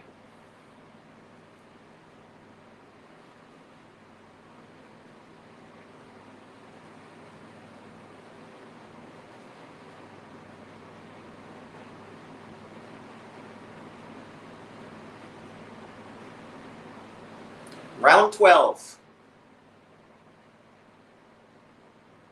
Nice jab from Bohachuk. Ortiz, man, you got to fucking give it everything this round. You got to fucking knock this guy out, man. I think Bochuk just needs to fucking survive.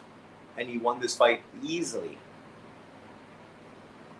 I like Ortiz, but it's a good example of overhyping versus underrated fighters.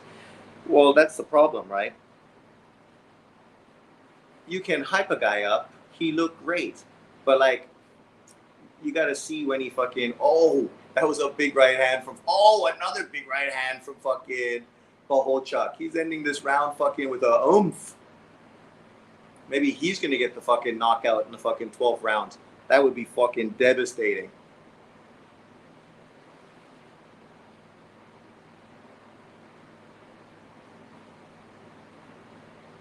Like, Virgil's a good fighter. But you got to be fair, right? Styles make fights. And now he's up in his third weight division. His body obviously growing quick. Never really was able to fucking do too much. Never fucking was pushed into the world title fights.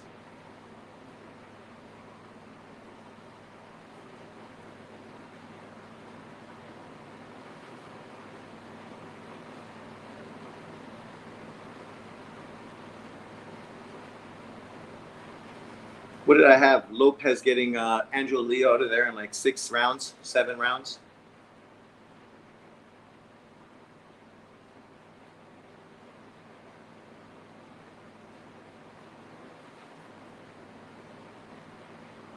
Seventh. This round has been a fucking big statement round for Bochuk.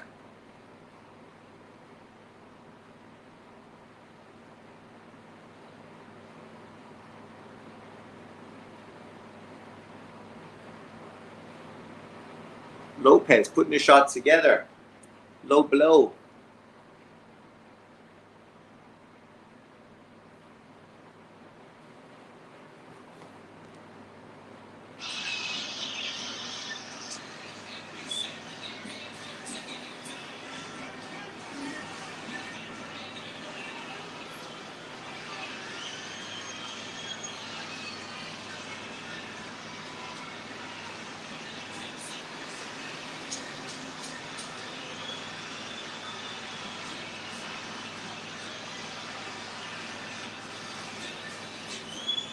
Oh, another big right hand from Bochuk. Easily 8-4 for Bochuk over Ortiz, plus 2 knockdowns. There's no chance he's winning. Sean, who's winning the Lopez fight? I think Lopez is winning. I haven't been watching too closely, but his punches definitely look like they got a lot more on them. Angelo Leo's fighting. He's throwing shots. I just don't know if they're nearly as effective.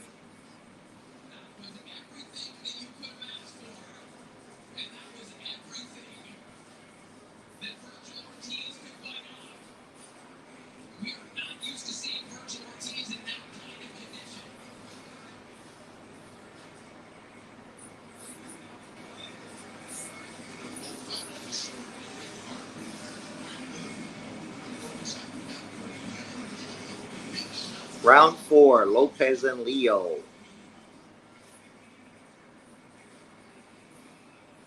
I think Leo's going to get knocked out by an uppercut.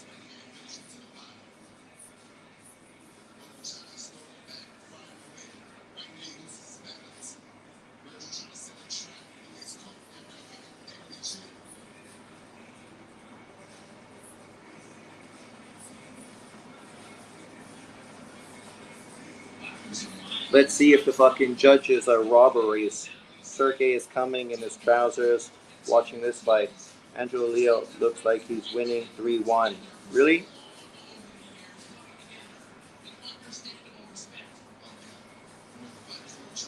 That uppercut, man.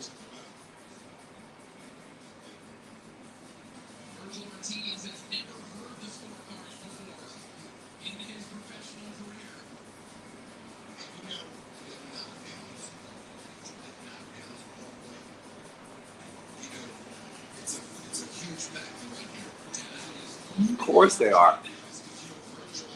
But fucking De La Hoya is fucking terrified that his man's gonna lose. Then he's gonna have no big name boxers anymore.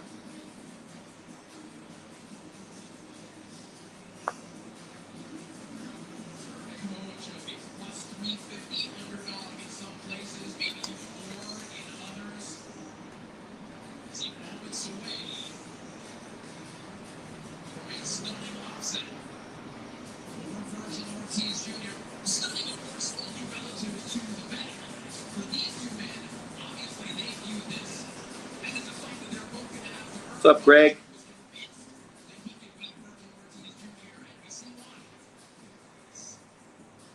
Fucking draw would be fucking robbery if they make this a draw.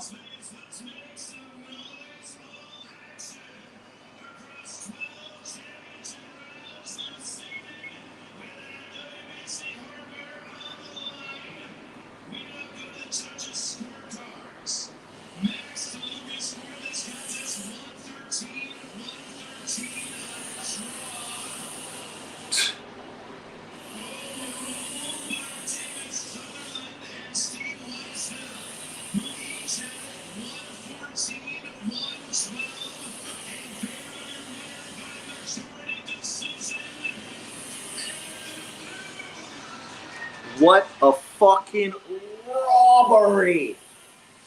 What a fucking robbery! Oh my God!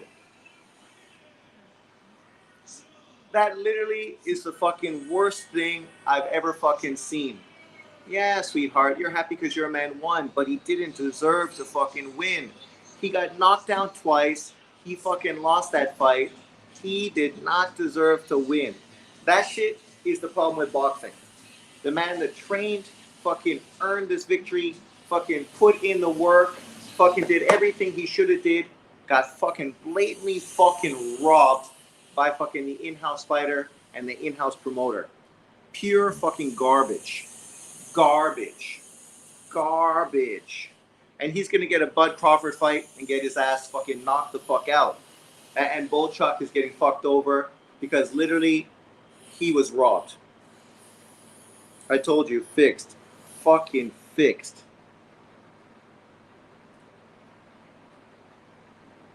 Come on, Roy. How you have Virgil winning when he got dropped twice, 2 10-8 rounds, which meant he had to win what? How many rounds did he have to win on your scorecards for him to fucking win the fight when literally he got fucking dropped on 2 fight cards? Come on, Damon. You fucking can't think this is good because that's what's wrong with boxing. That's a fucking blatant robbery. It's terrible. I like fucking Virgil Ortiz. I want Virgil Ortiz to win. But Virgil Ortiz fucking did not win. He was fucking... Those scorecards were way too fucking close. Way too close. Bochuk's wife is like, man, we should never fight in America again. Because every time a fucking Eastern European fights in America against an American in Vegas, what fucking happens? Robbery. 3 American judges, fucking robbery Lomachenko. Robbery fucking Golovkin. Robbery Kovalev. Robbery fucking Bohachuk. This shit's fucking pathetic, man. Oh, you picked him. Me too. I picked him to win by a 9th round TKO. But what a fucking robbery.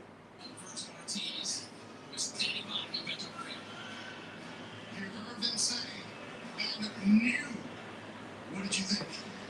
Bro, it's like I said before in my interviews, it's been since the Steiners up putting in his work, straight from school going to work, going to the gym, doing my homework. They robbed him. Jim Rowan is all day business, 24/7 boxing, and it's fun to pay off. It feels great. You go the distance for the first time in your career. You hit the deck twice. How hard was this one for you? I don't think those are big knockdowns. The second one, for sure. The first one, I felt like I hit his foot or some shit. I'll make no excuses. But you didn't hit his foot. Watch the replay. I'll put everyone on that said that I'm washed. I can't fight at 154. I can't go to distance, see what's going to happen to me after the 9th round. I read all those comments. I'll let it feel me, and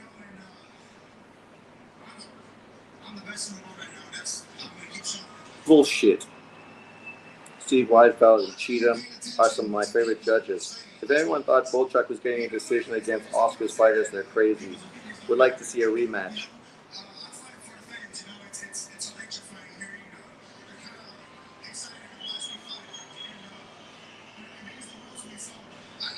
Come on. Even you fucking Mexican-American fans, you know fucking Bochuk was robbed, guys. Robbed. Definitely paying off those judges.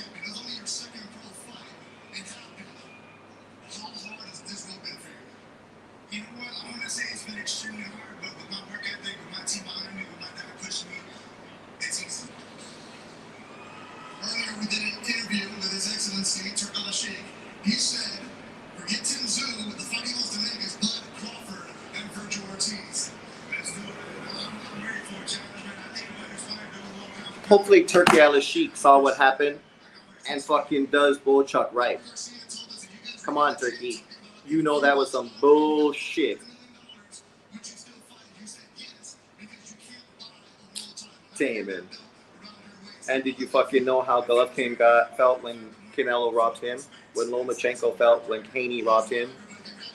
How Kovalev felt when Ward robbed him? They did him dirty.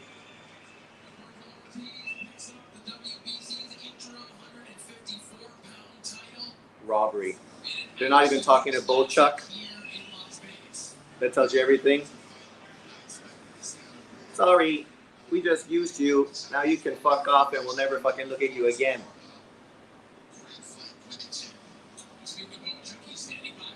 Good.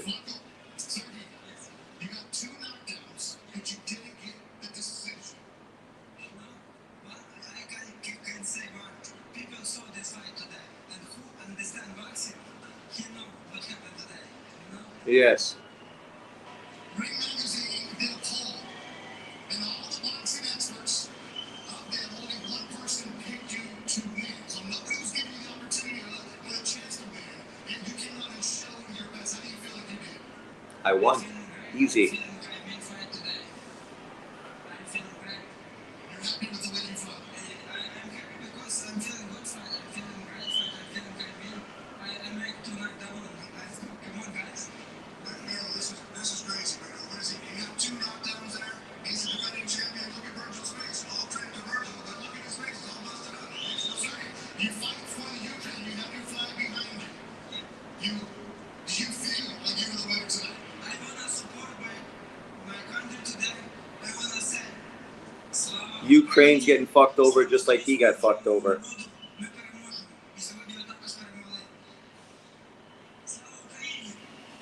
Slava Ukraine.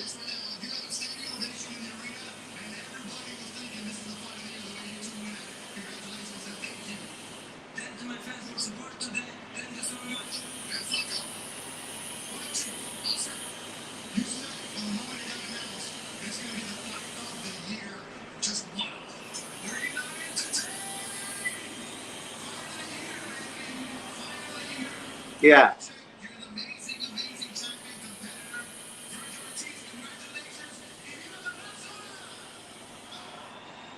Yeah, a robbery.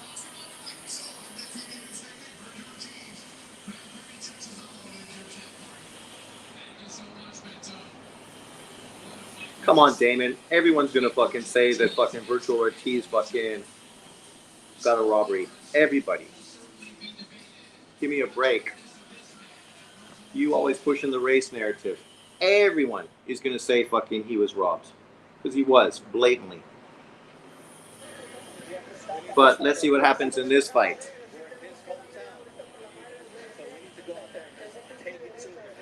Yes, Lopez. Take it to him.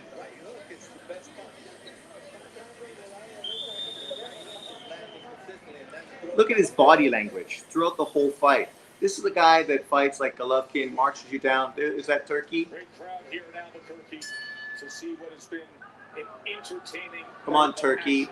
You fucking know he was robbed fucking blind. With Angelo Leo looking to claim a crown in front of his hometown fans against the tricky unorthodox.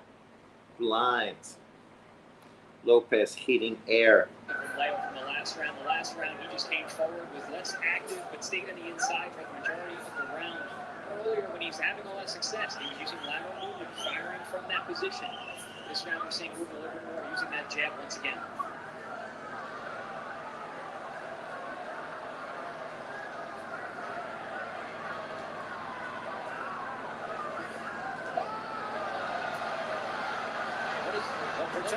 At all times. Referee Ortiz Sharif is not going to get in there and do it for you.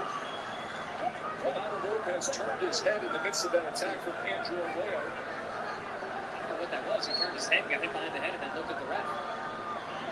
Got hit in the eye. Come on, Algieri. That shows that nonchalant demeanor of the champion. Boxing's a fucking joke, Raph. What a fucking robbery that is. This is what hurts boxing. Casual fans watch that fight and they're like, fuck off. Like, the fact he won, Takes him with that left hand. I had him losing fucking easily. 117, fucking 112. Maybe fucking more. Sharif, by the way, does have world title experience, but you got Terrible. his last world title fight being November 2019. And Turn that shit off.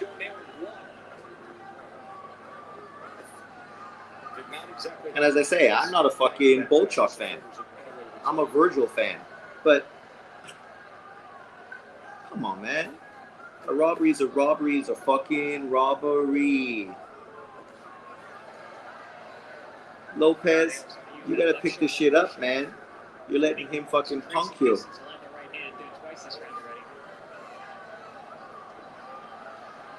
him straight back that time with the jab.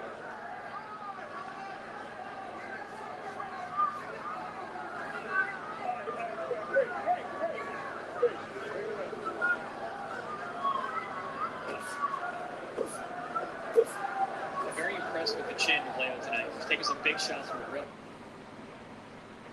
Well, he better have a big chin.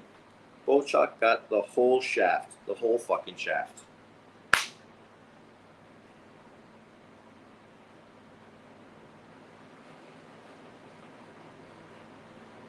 They're not going to rob Angelo Leo. This is fucking a hometown crowd for him, just like that was a hometown crowd for fucking Virgil.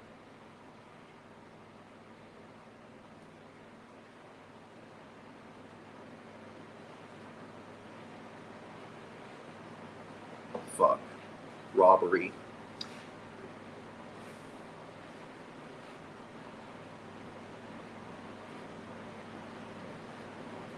Lopez got to throw his jab to set up his power shots. It ain't fucking rocket science. It ain't fucking rocket science, people. You want to land big shots, fucking utilize your jab, get into range, and let those fucking power shots fucking go. Boom. Uppercut.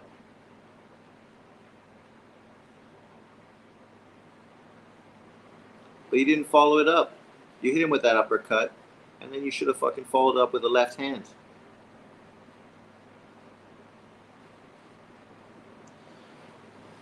Lopez been hitting Leo with lots of low blows all night. He getting hit with one low blow and he starts crying. Was it a low blow that had him fucking crying?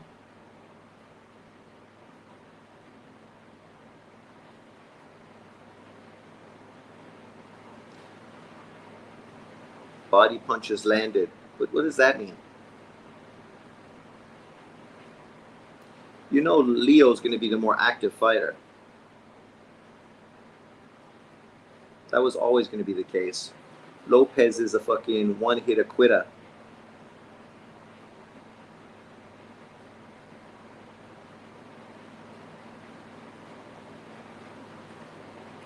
Yeah, punch on the hip muscle.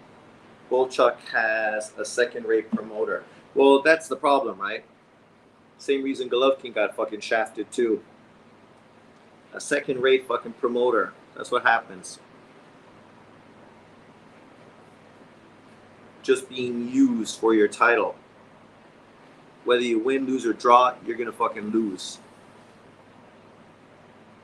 Even the one judge that had it a draw, it's like, fuck off, a draw. A majority win, got a split decision or draw. Sheesh. Virgil said he want the Spence Funduro winner. Did he say that? Of course. Because he knows fucking Bud Crawford will fucking destroy him. I mean, if that guy was doing that to him, winning him easily, fucking easily beat him 8 rounds to 4 plus 2 knockdowns. Easily 8 rounds to 4. You cannot show me 4 rounds where Virgil Ortiz fucking won. More than 4. And even those 4 rounds he won, there was literally 1 round after his second knockdown when he really came out with fucking some fire. The rest of the time, it was fucking a little bit here, move, run, not doing nothing. A little bit there, picking his spots.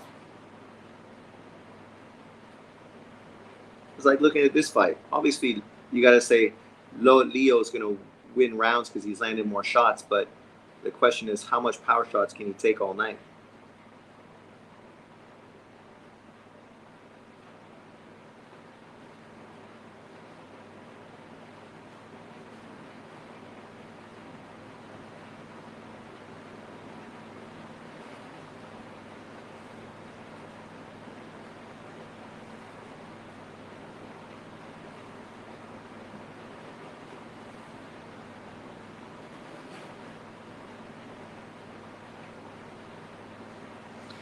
Leo looks tired, more tired than fucking Lopez does. Fucking hanging on him on the inside. What are you talking about? Come on, ref. Shut the fuck up. Look at the guy. He's fucking mugging me, laying on me.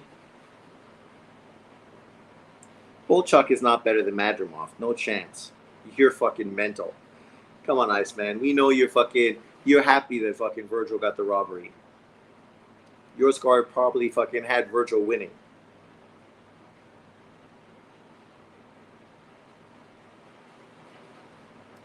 But the IBF isn't going to fight fucking Bud Crawford. Tim Tszyu is going to fight fucking in-house PBC fights. They're not working with Turki Al-Sheikh.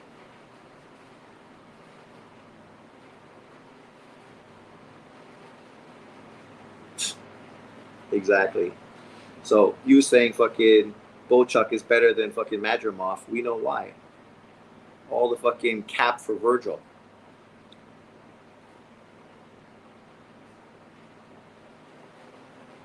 Madrimov beats fucking Bochuk and fucking beats Virgil. So do you think Madrimov is the best at 154 other than Crawford? Well, you got Charlo. He's still in the picture. And Tim Tszyu. They got this card. Fucking Kriegel's got it a tie. 76-76. I'm surprised it's so close, really. I mean, I know the harder punches are Lopez, but the guy that's throwing more punches is obviously Leo.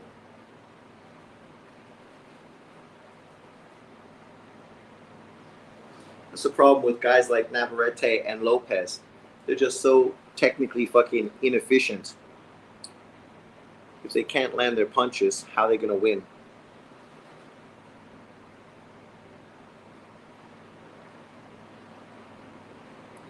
And that's why you cap in for Madrimov, because you love Bud. Whatever. I'm capping for Madrimov because I fucking just watched him fight Bud Crawford, who is far and better fucking than Ortiz. And we'll find out when fucking Turki Al-Sheikh makes that fight. You think fucking Ortiz has a chance of beating Bud Crawford?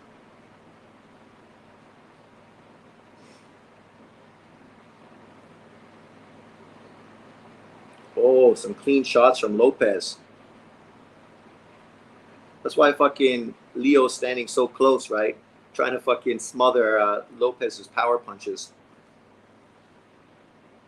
Leo's fighting like an octopus in there.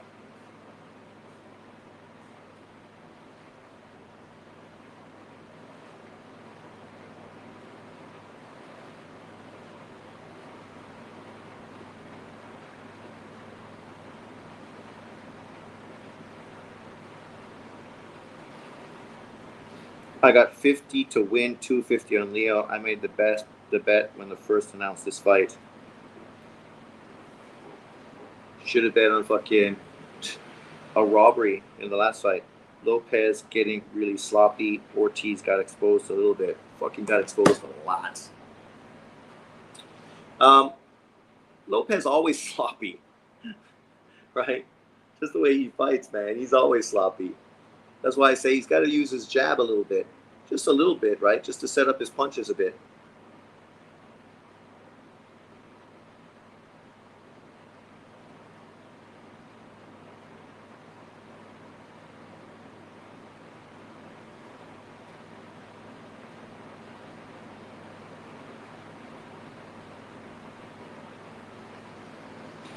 Do you think Madrimov would beat Ortiz? I think Madrimov would fucking knock out Ortiz.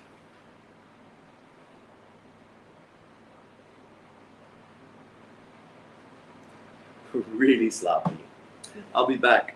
Let me grab another morning cerveza coffee. Oh, look at those red fucking undies. Stylish.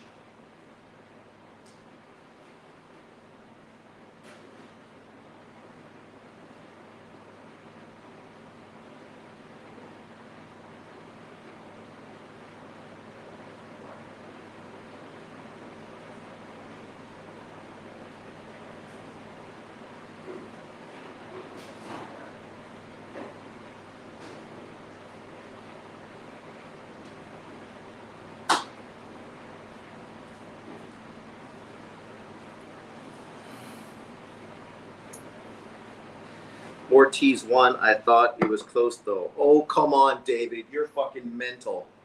If you believe Ortiz won, then I question fucking every scorecard you've ever fucking made.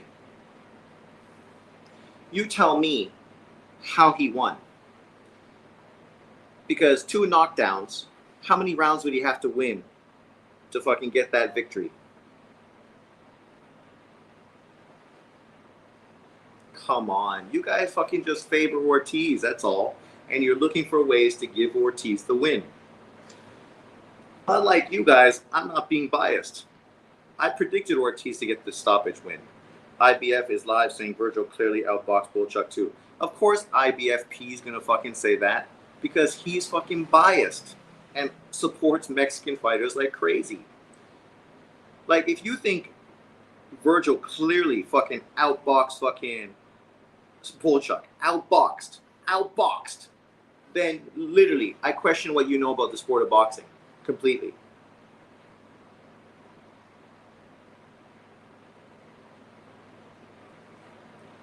Oh,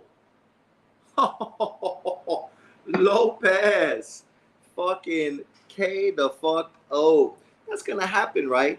When you fucking have your hands down like that constantly.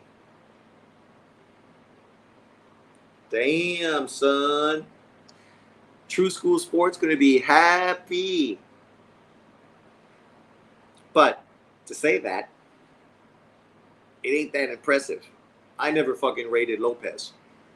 At 126 pounds, I fucking don't even think Lopez is the 5th best fighter in the weight division. Well, if IBF's saying that fucking Ortiz clearly fucking outboxed Bochuk, then he's kind of fucking exposing himself, because you cannot tell me how many rounds, just tell me, how many rounds does he need to fucking win? Good win for fucking my man. And then coming up as big as you can come up big. That's what Ortiz had to do, but he didn't do it.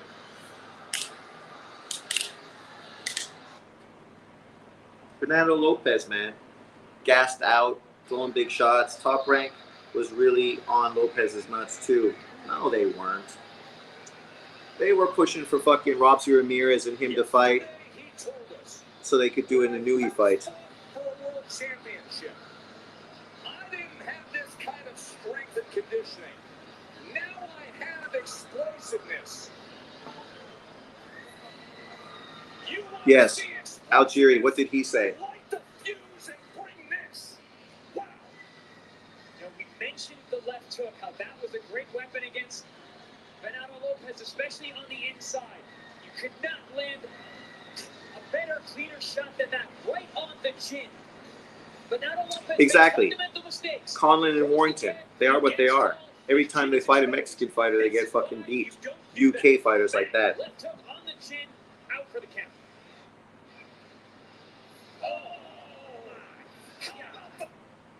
I don't either. I found it insane that they had Lopez as a 7-1 favorite at one point.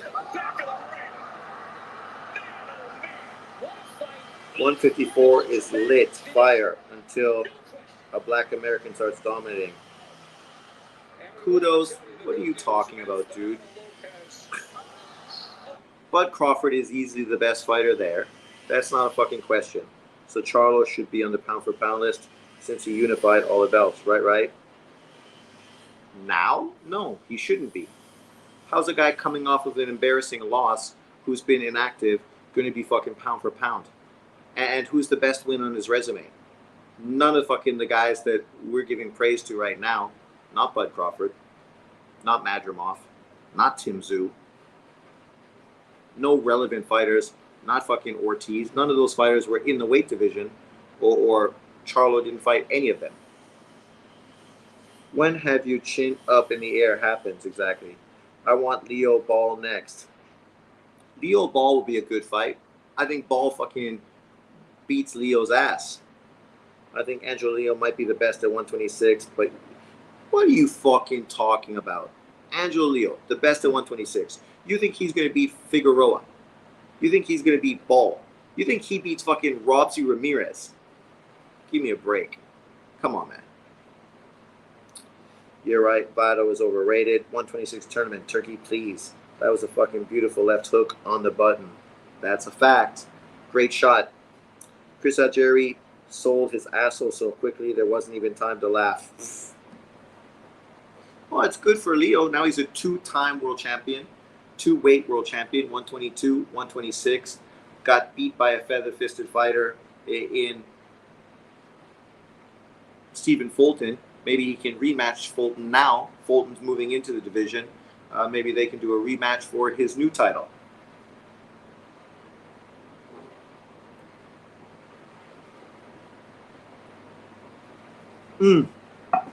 It was that head off the canvas that fucking finished the job there. He got hit clean and then his head fucking just finished him off. You don't give Leo any credit at all. I give him credit. I just said he's a two-weight world champion, a two-time champion. But at this weight class, 120 fucking 6 pounds, you think he's the best fighter in the division. But I'm not giving him credit because I think the same guy who just had Virgil Ortiz beat Bohachuk, I'm supposed to take you serious. That win was Shakur. Looks huge right now. When Boots knocks out all the 154 guys, don't say he didn't fight nobody to become undisputed. Or say Bud was old. Kudos. What are you a moron? I'm one of the few people who's been fucking pushing Boots for years. And I think Boots easily becomes 147 undisputed. And when he moves to 154 pounds, then we'll see. But I don't expect him to do that anytime soon. I don't think Robsy is as good as either guy though. Figueroa would have a very tough fight, but his assets, his chin, and his volume, and his length, and his natural size. Leo is not a big puncher. I mean, okay, he got a knockout. But to now act as if somehow he's a monster. Boots don't even want to come up to 154. Well, Boots don't need to come up to 154. He don't need to chase Crawford to build his legacy. What he needs to do is build his fucking legacy. Kudos mind, he has clear up 147 first. Exactly. And if he comes up to 154 and clears it out, if he becomes undisputed at 147, he's pound for pound top 10. Yeah, so you're an Errol Spence fanboy. Oh, okay, that's what you are. You're an Errol Spence fanboy who's angry that your favorite fighter got fucking exposed by Bud Crawford. You pretend you support black American fighters, but yet you're going to shit all over Bud Crawford. Basically fucking showing your real fucking narrative. That you don't care about black American fighters. You just care about certain black American fighters. Virgil won the last 2 rounds against Bohachuk. No, he didn't. That's what won Virgil the fight. Oh my God. So he won 2 rounds and that won him the fight.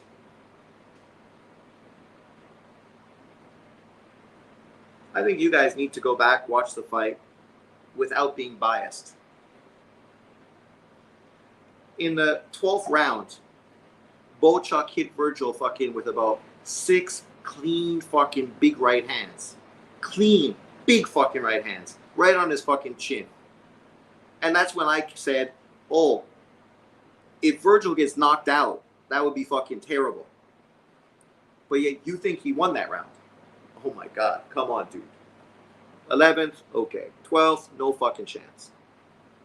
How do you think Stanionis and Virgil would have played out? Now, I'm kind of leaning towards Stanionis, who's a tougher guy than fucking Bohachuk.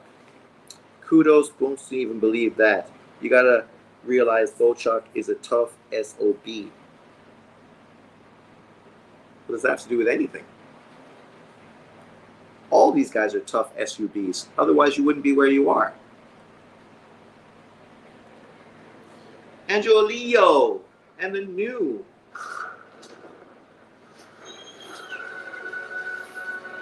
Welcome to the state of boxing.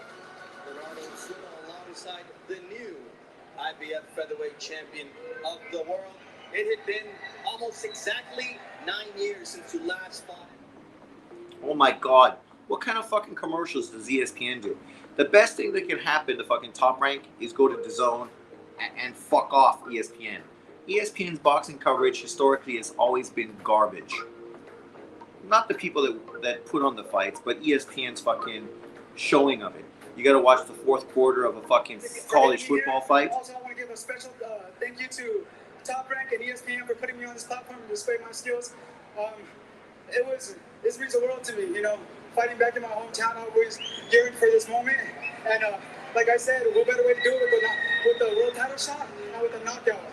We're glad to see that Luis Alberto Delgado Lopez is walking back to his locker room under his own power. Describe what it feels like to land a left hook like that. Well, that left hook we've been practicing all camp. For 4 or 5 months, I've been practicing it. Not in the gym, but in my room in front of the mirror. I just kept throwing that left hook, and it paid off in I think it was the 10th round. We knew that he does a lot of things wrong, and nobody has been able to make him pay the way you did.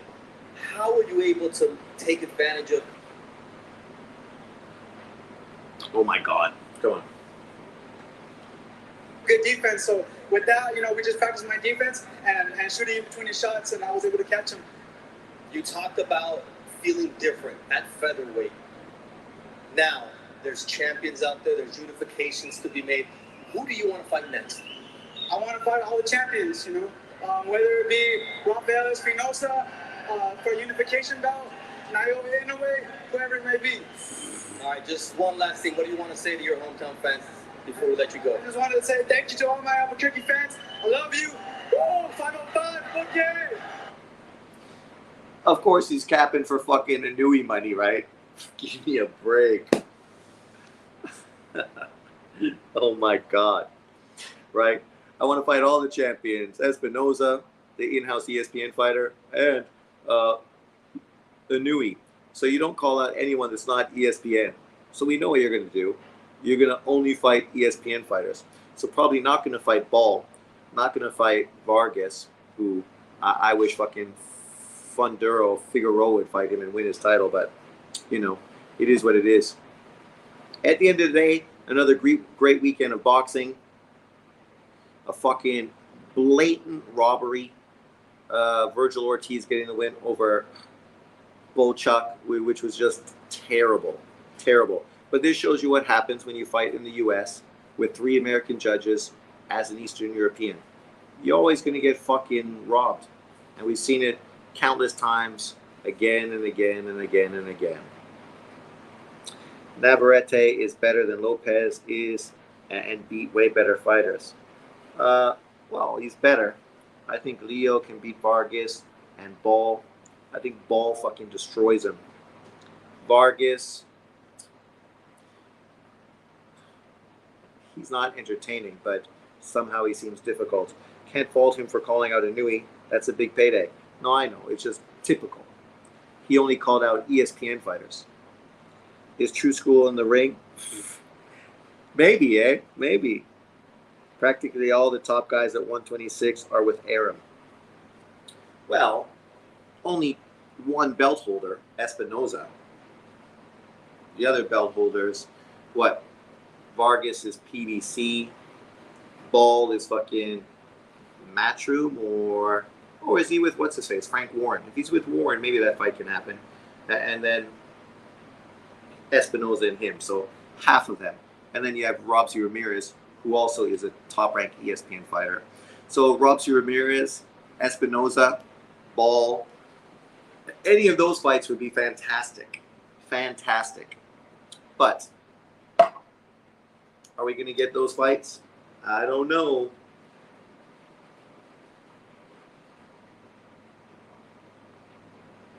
I don't know.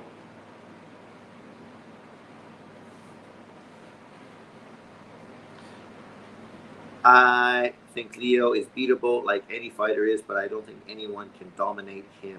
That fight was not a robbery, Sean. It was a fucking blatant robbery, David. You have 2 knockdowns. You clearly fucking won the fight. You'd be hard-pressed to give fucking Virgil fucking 6 rounds.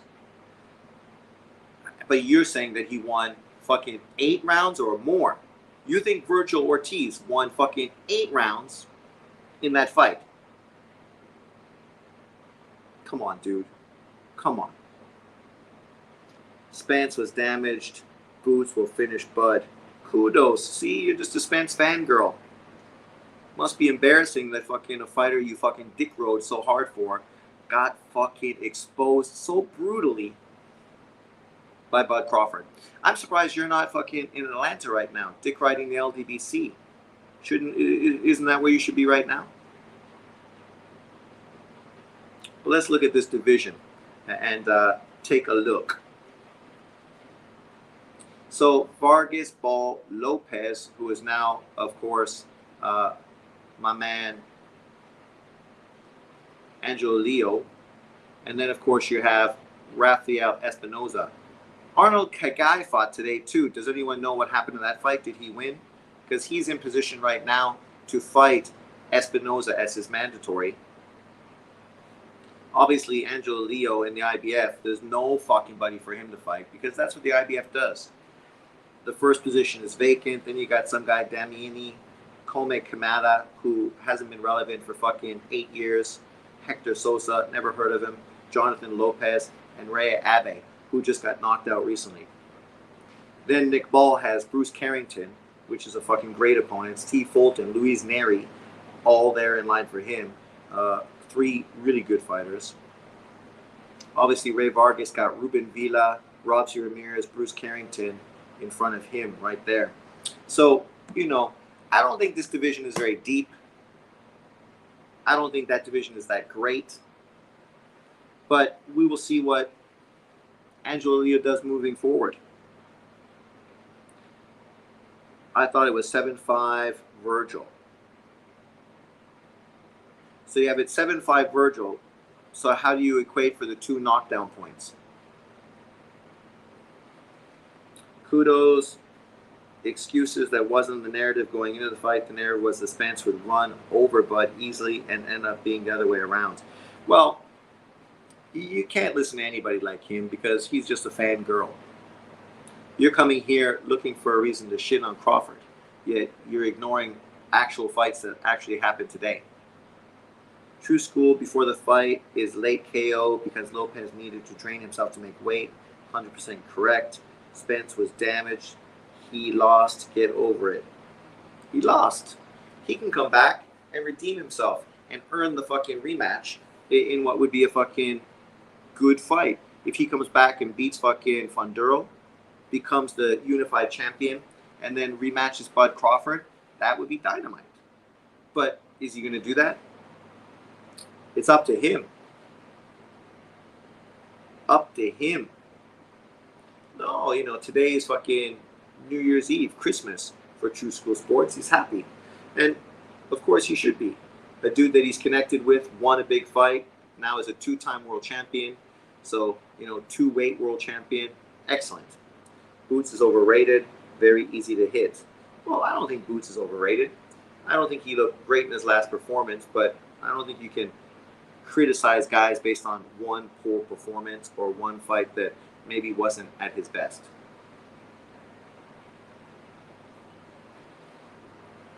Even for Virgil Ortiz, today, right, you can't really, I think he was exposed. He definitely lost that fight.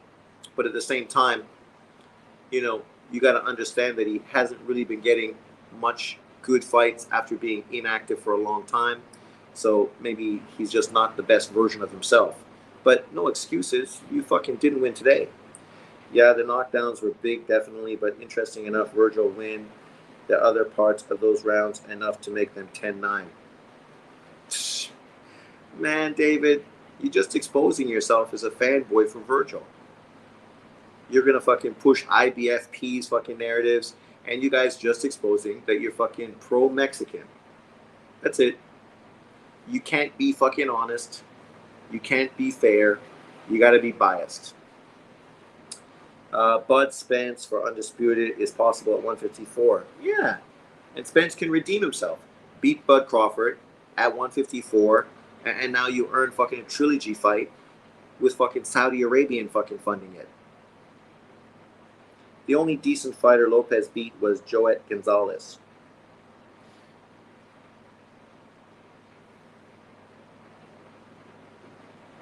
Nobody fucking said.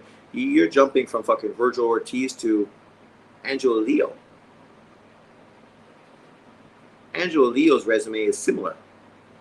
The only decent fighters he's fought, really, were Fulton and then this guy who never fought anyone.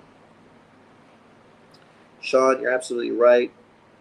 Autism win that fight. Autism. I'm not a Virgil fanboy at all. Apparently you are. 154 is posturing for a final for Crawford versus Zhu match. Well, the problem is, whenever the PBC is involved, it's going to be the last fight Crawford gets because they're going to do everything in their power to basically fucking avoid Bud Crawford, right?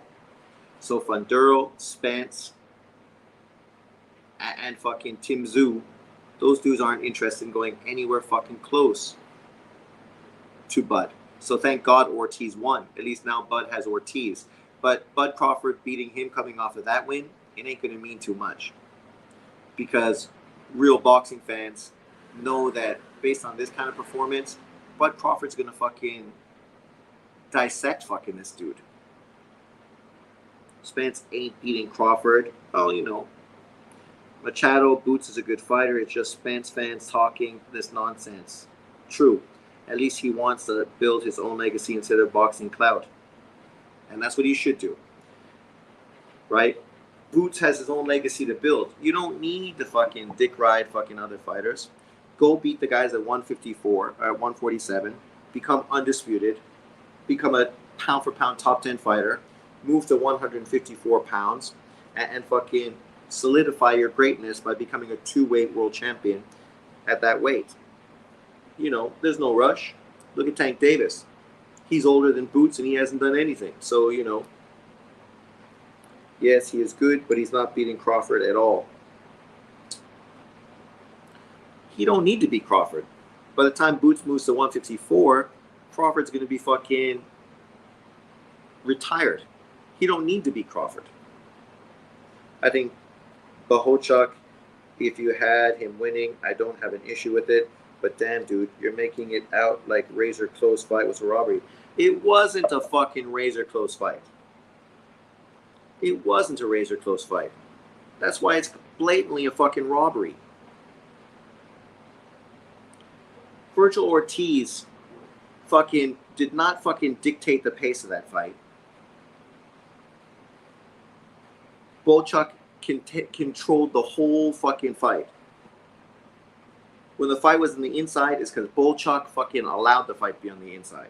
When the fight was on the outside and he was just pecking away at Virgil Ortiz's face with his jab in his right hand, it's because he was controlling the distance behind his jab and right hand.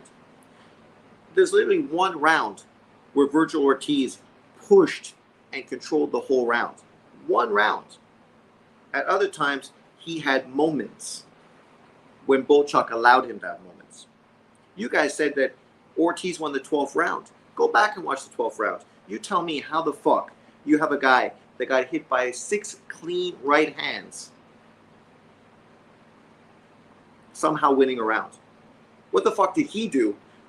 He must have fucking landed a shitload of fucking clean fucking effective punches if those 6 clean shots right on the fucking chin from Bochuk somehow didn't fucking matter or don't count. You didn't see them. Machado agreed that there is no insult to Boots. It's just Bud is built different. Sean, you're 100% right. It was a robbery. Anybody that says it's not is fanboying. Yeah, fanboying. And I mean, I ain't hating on Ortiz. I like Ortiz. I wanted Ortiz and Bud Crawford. And in the fight, I said, fuck, man. If Ortiz loses, that would be shit because now Crawford doesn't have the best potential opponent outside of Tim Tszyu or a Spence rematch or a Charlo available to him at this weight class. A fight that can actually sell in the U.S., right? Mexico, Black America. There you go. You got your 2 opponents. Perfect. Right? That fight will do better than fucking Crawford versus Madrimov. For sure. I'll go back and watch it. Gabe Rosado was very biased. I do agree about Bochuk controlling the real estate. What did Gabe Rosado say? Was he saying fucking Virgil was winning the fight? I didn't have volume on. So I didn't have any biased fucking commentators dictating to me what was going on. I have to watch the fight again. But tonight, I thought the fight changed immediately after the second knockdown. You could just see Virgil Ortiz's whole demeanor. It was not the demeanor of a man winning or a man that was a champion. Right now in their fucking dressing room, they're saying, fucking Christ, we're lucky we got that one because literally we lost that fight. What do you think about Charles Conwell would do to Virgil Ortiz? I like Conwell, but I got to be fair. Conwell's never really had a real step-up opponent yet. So it's kind of premature for me to like sort of say what I think he would do to Virgil. But all I know is Charles Conwell would outwork Virgil Ortiz on the inside. He's the natural 154-pound fighter. Dude's tough as fucking nails. And literally has killed somebody in the ring. So I would favor Conwell to beat Virgil Ortiz at this point. Historically, I might have favored Ortiz because I think he's got a better jab and he could maybe control the distance a better, and he's obviously a hard puncher. I don't think he'd be knocking Conwell out, but he could potentially score more points, clean, effective punching. But at this point, yeah, I don't know. I don't think so. Sean, what do you think of Bochuk-Tszyu fight? Tim Tszyu ain't going to fight Bochuk because Tim Tszyu's with the PBC. If he beats this fucking guy, I expect him to fight Lubin. I'd favor Virgil over Conwell at this point. Based on what?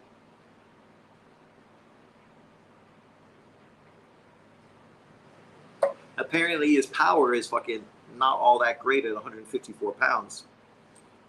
We just saw what Conwell did, yes, to a mediocre opponent. But in 2 rounds, dominated and destroyed that guy, right? So you can't let that dictate you because obviously there are levels to this game. But I'd favor Virgil over Conwell at this point. I mean, you know, prior to this fight, I would agree with you. At this point, I might edge towards Charles. Charles is definitely one of the most underappreciated fighters at 154 pounds. Let's just move up to 154 and see what they're saying here.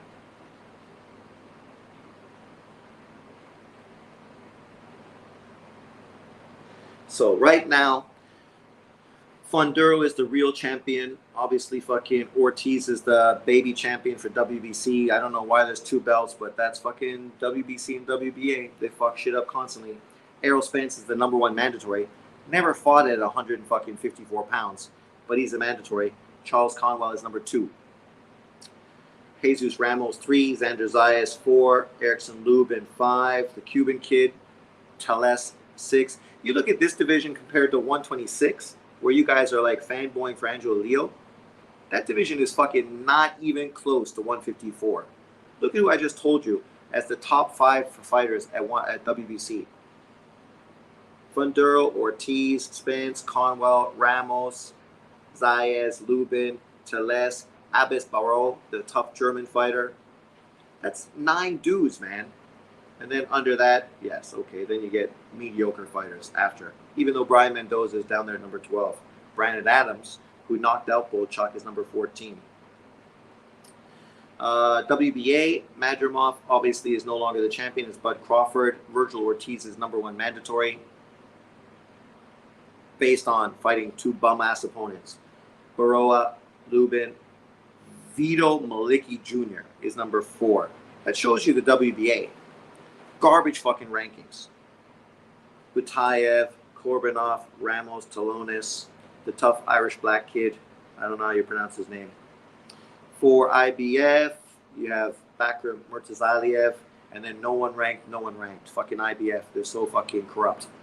Lubin, Zhu, Josh Kelly, Ramos, Slava Spooner, Kua Karam, Thai fighter, garbage, Callum Walsh, Kalke, Zayas, and some dudes I'd never heard of. Fucking literally an Indian fighter.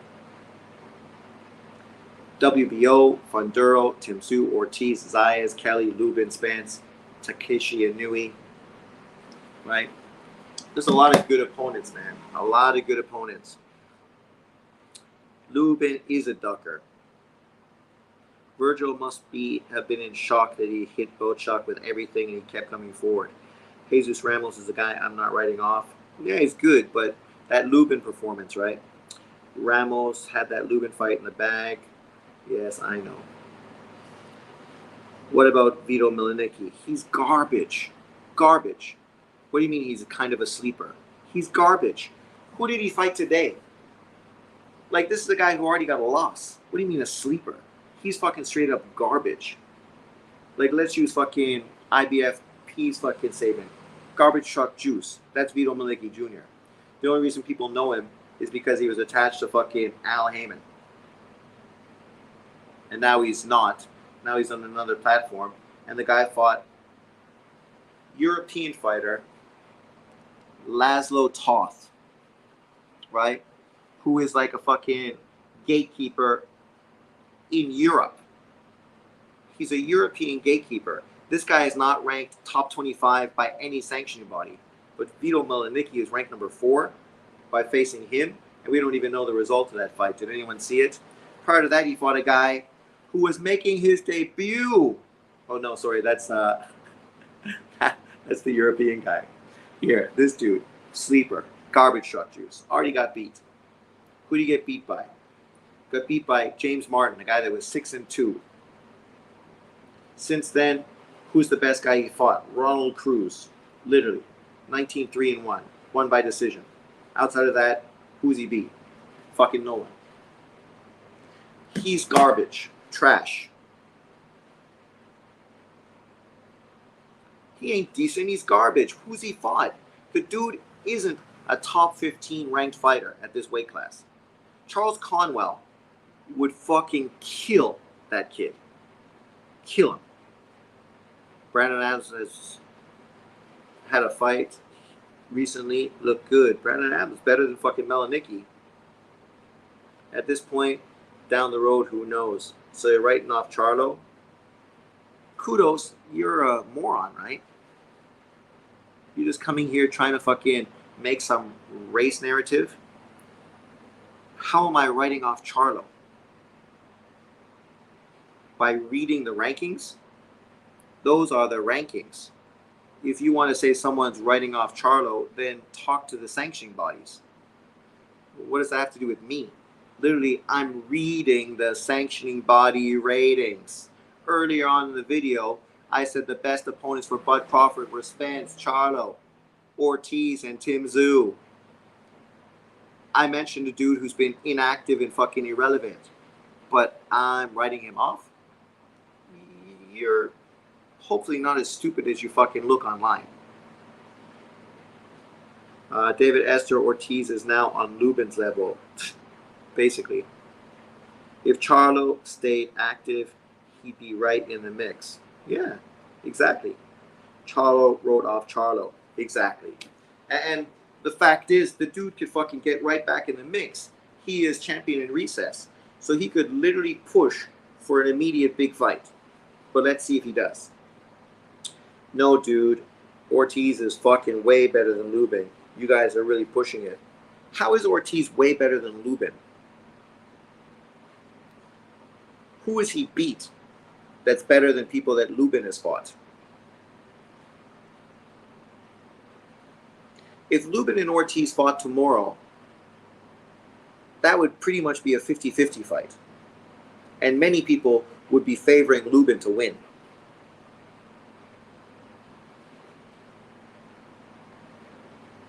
Yeah, I get it, but Melanicki is better than what we thought he was, I think. Better than he thought? What? I believe he stopped the guy who went the distance with Xander Zayas. Oh my god. Then he must be fucking great. Maybe that's a fight we can make. Melanicki versus Andy Zayas. Both two fighters that at this point haven't really proven fucking anything. And I think Xander Zayas fucking kicks his ass.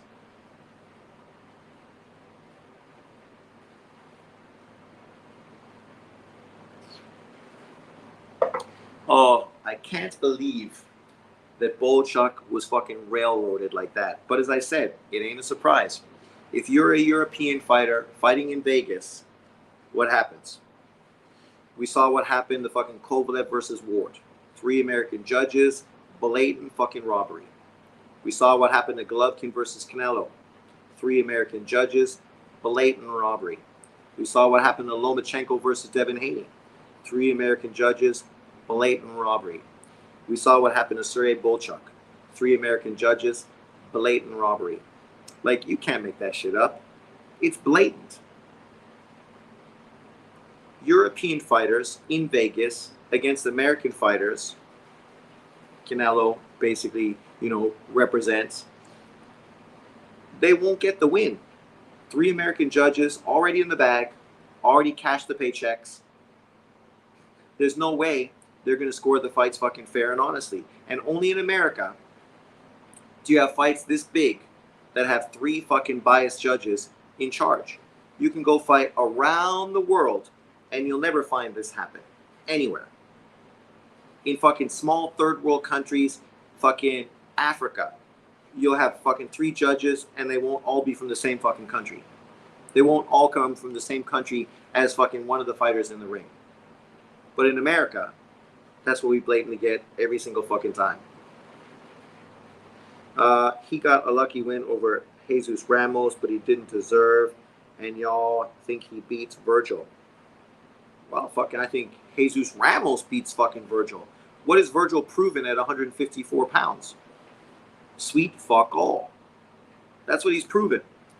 Virgil looked good at 154, 147, and then had health issues. Bounced back with 2 tin cans and just got fucking his ass handed to him by a Ukrainian guy that got knocked out by fucking Bones Adams. So what do you mean? What are you talking about? You're going to act like Virgil Ortiz has actually proven something at 154 pounds? What has he proven except that he's got no fucking power at this weight? He's fucking got bad footwork and he can easily be outboxed. I mean, if that's what you want to prove, I mean, okay, he proved that. He proved that. Congratulations. I mean, that's, I don't think what he wanted to prove, but he did prove it. Like, let's look. This guy fought Thomas Delorme at 154 and Frederick Lawson. 2 dudes that are not 154-pound fighters, both fucking well past their best, and knocked them both in one round. Then he fought Michael McKinnison, a European bum-ass fighter. Kavalaskis, the best opponent that he fought. Great win, sensational victory. I gave him tons of praise for that win because it was a great win. Maurice Hooker, great win. Vargas, Brad Solomon, Antonio Orozco, Mauricio Herrera, all solid wins, right? But what has he done at 154? Just got beat today and was fucking given a victory. Ukrainians rob the U.S. of money and we speak, so it's fair game. Sean Anthony, you can't be that stupid, can you? America created a war with Russia so they can fucking continue to push their whole Cold War agenda. They created the whole Ukrainian war, are using the Ukrainians, so of course they need to throw money at them because they got to give them the military weapons to fucking drag this shit out with Russia and you know, continue this whole fucking narrative that's been going out since fucking 1950. Maybe if you're stupid and uneducated, you don't understand what's going on. But America is not giving them something. They're using them for something. The only people getting fucked over are Ukrainians. I don't think Lubin could beat Melanicki. He's that bad. Oh my God. Fucking dude. If you're talking about Melanicki, then your narrative is fucking ruined. What do you say about CompuBox numbers, much higher total punches landed? Yeah, fucking ridiculous. Ridiculous. Yes, I do agree Ramos would stand a chance against Ortiz, but Lubin is terrible, no chin. He fucking dealt with Ramos's power, and Ramos is a natural 154 pounder, unlike fucking Virgil. I knew he better not fight in Vegas unless he wins by KO. Exactly. The only reason Jesus Ramos lost that fight is because Ramos decided to be weird thing of toying with him. Trump will stop that, and Ukrainian is done with. Yeah, good. What, you think I'm fucking pro the Ukrainian war? America is using Ukraine to push an agenda. If Trump can stop it, then that's great. How about Conwell Ramos? That's a great fight. What's up, Avis? Welcome in. Did you think Ortiz won, or did you have the real winner, Bohachuk? What was your scorecard? As I said, I like Conwell better than I like Ramos. But Ramos is taller, longer, got some power, and is a natural 154-pound fighter, unlike Virgil. Good chin, tough fighter, naturally bigger than Conwell, and he's been in with a better level of opponent. So it'd be a tough call. I would kind of lean towards Ramos, but I favor Conwell. What's up, Sean? Who won? Man, you tell me. Who do you think won, Stringer?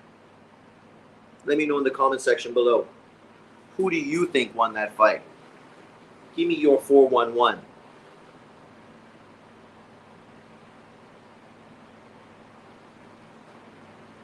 Was the second knockdown legit in your opinion, not the ref?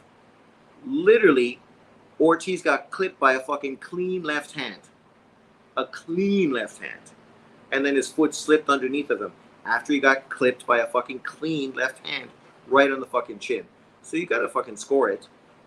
You didn't watch it, fuck, dude. You gotta go back, watch it, and turn off the sound. Don't listen to any fucking of this shit, and then fucking watch it. People are acting like Virgil Ortiz deserved to win that fight. He lost 8-4 with 2 knockdowns. I think Lubin versus anybody is a terrible fight. That's why he's ducking everyone. Well, he's not ducking everyone. He's ducking Tim Tszyu in Australia. Just got off work, couldn't watch the fight. Well, go watch it. It's well worth watching. It's a good fight. The Leo Lopez fight's also very good. And that's a little more exciting ending to the fight as well. Big spectacular KO. What this fight showed you is that this version of Virgil Ortiz is not healthy because he's not the fighter he was at 147. He's got slow feet, slow hands, doesn't show the power at 154 against legitimate opponents, can easily be outboxed, and fights in spurts, doesn't consistently push like he did when he was at 154, is not the constant walk you down aggressive type of fighter. At least in this fight he wasn't. His CompuBox wrong in having Ortiz higher punch landed. Super fucking wrong. Super wrong. And even if they do, you still score fights by fucking rounds 1. I mean, the funny thing is, they have the punch output close. But anyone watch that fight, no, Bohachuk threw fucking way more punches than fucking Ortiz. Way more. Ortiz did land more and was more accurate. No, he wasn't. Sean Anthony, what's wrong with you? Come on, man. With Pacquiao looking bad in that exhibition fight, I take it Barrios isn't fighting him now. Good. Who wants that fight? Fucking Barrios. Go fight fucking Boots Ennis. That's the fight we want. That's the fight that would be great. You so bad? You so good? Fucking take that fight. Was it Bohachuk or Ortiz that Ortiz couldn't land a telling clean right?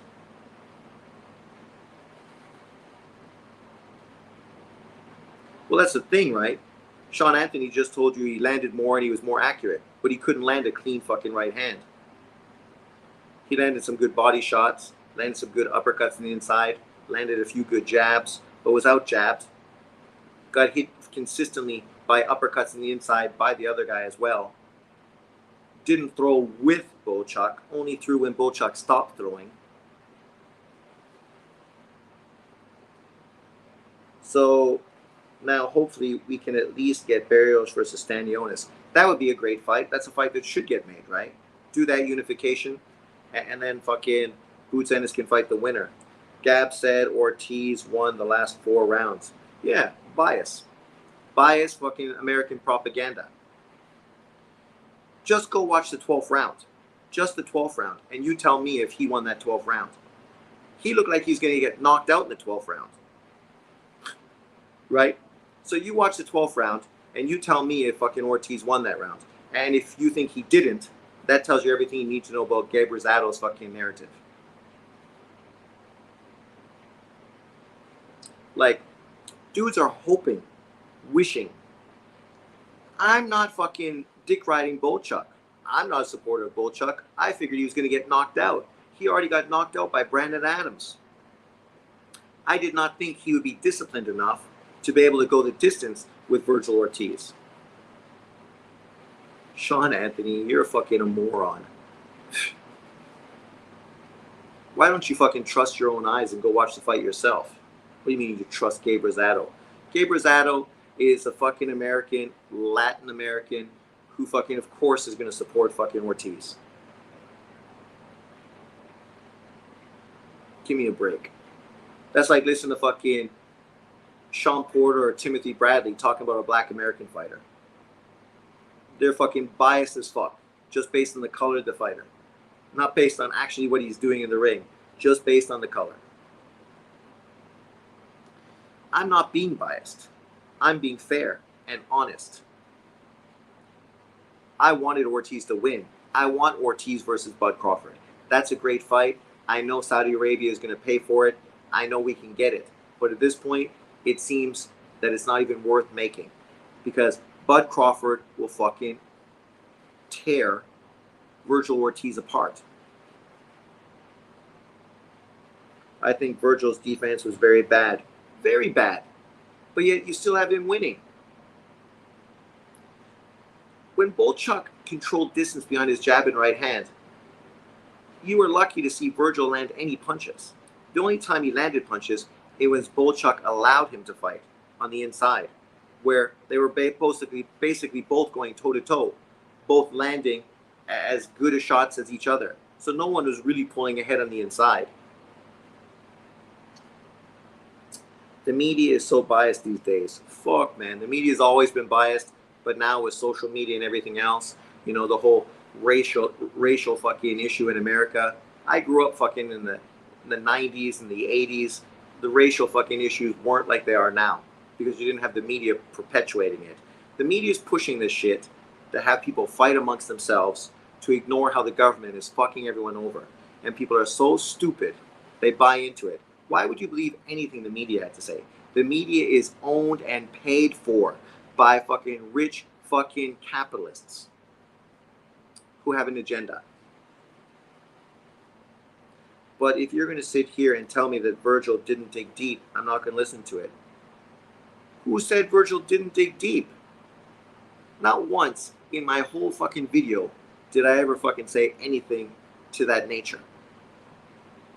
Everyone's saying it was a close fight, but you're saying it was clear victory for Bochuk. Do you even agree it was close? It wasn't close. It wasn't close. Virgil's face was busted up. He got hit fucking with way more clean punches. He got dropped fucking twice. It wasn't close. Stanionis would be a good test for Boots, but not Barrios at all. Well, that's why we do Stanionis, Barrios for unification. May the best man win. And then that man can take on Boots Ennis. And yeah, we all expect Boots Ennis to beat Howard, Stanionis, and fucking Barrios. Great. Then we'll have a king at the top of the 147-pound division. That's excellent.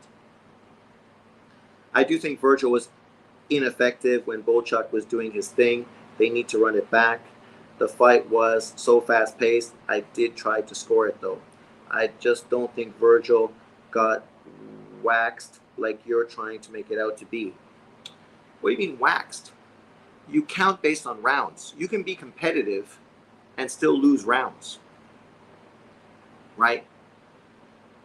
You can be in the fight and still lose rounds. The problem with these scoring now, the way they do it, they fucking purposely try to keep it closer and act like the fight on the scorecards is closer than it is because that's going to justify the fight as being close. No. A fight can be close. You can be competitive in every single round and still lose fucking 12-0. Right? Because you just weren't good enough. You just didn't win the round. You were competitive. You pushed. You landed great shots. You made it tough for the other fighter. But you just never did more than he did. So you lost every single fucking round. And when you look at the card and it was fucking 120 to 108, that didn't mean fucking it was a shit fight and you weren't competitive and that you're some bum. It just meant you fucking didn't win a round. Unfortunately now, the judges are biased and fucking corrupt.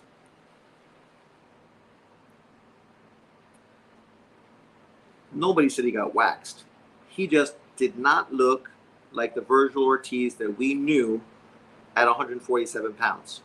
Whether that's health issues, whether that's dropping weight to make 154, something people were really curious about. Because his two fights at 154, neither fight was at 154. So people were wondering, is it going to take a toll on him to actually make the weight? And I think it did.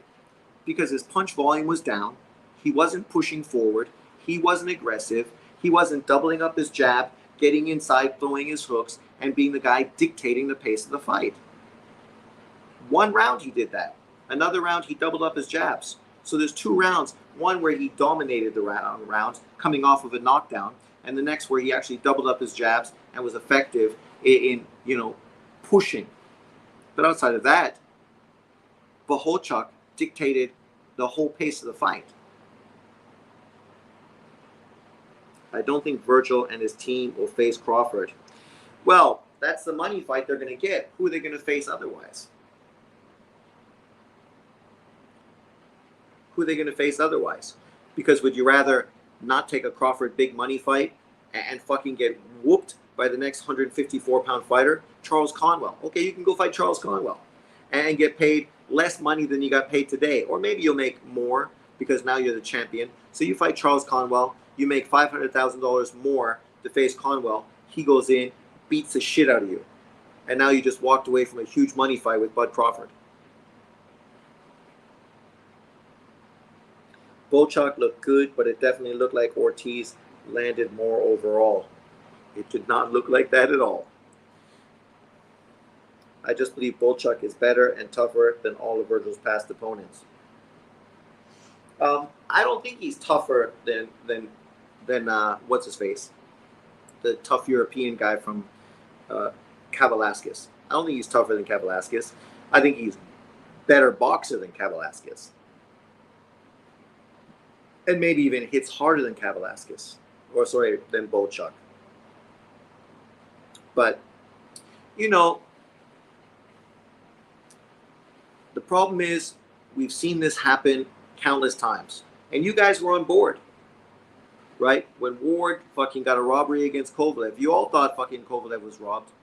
When Golovkin got robbed by Canelo, most of you, except of course for the crazy Canelo fanboys, felt that Golovkin got robbed in that fight. Lomachenko versus Haney, you all felt Lomachenko got robbed versus Haney. Why do you now feel differently in this fight? Because you're taking it personal.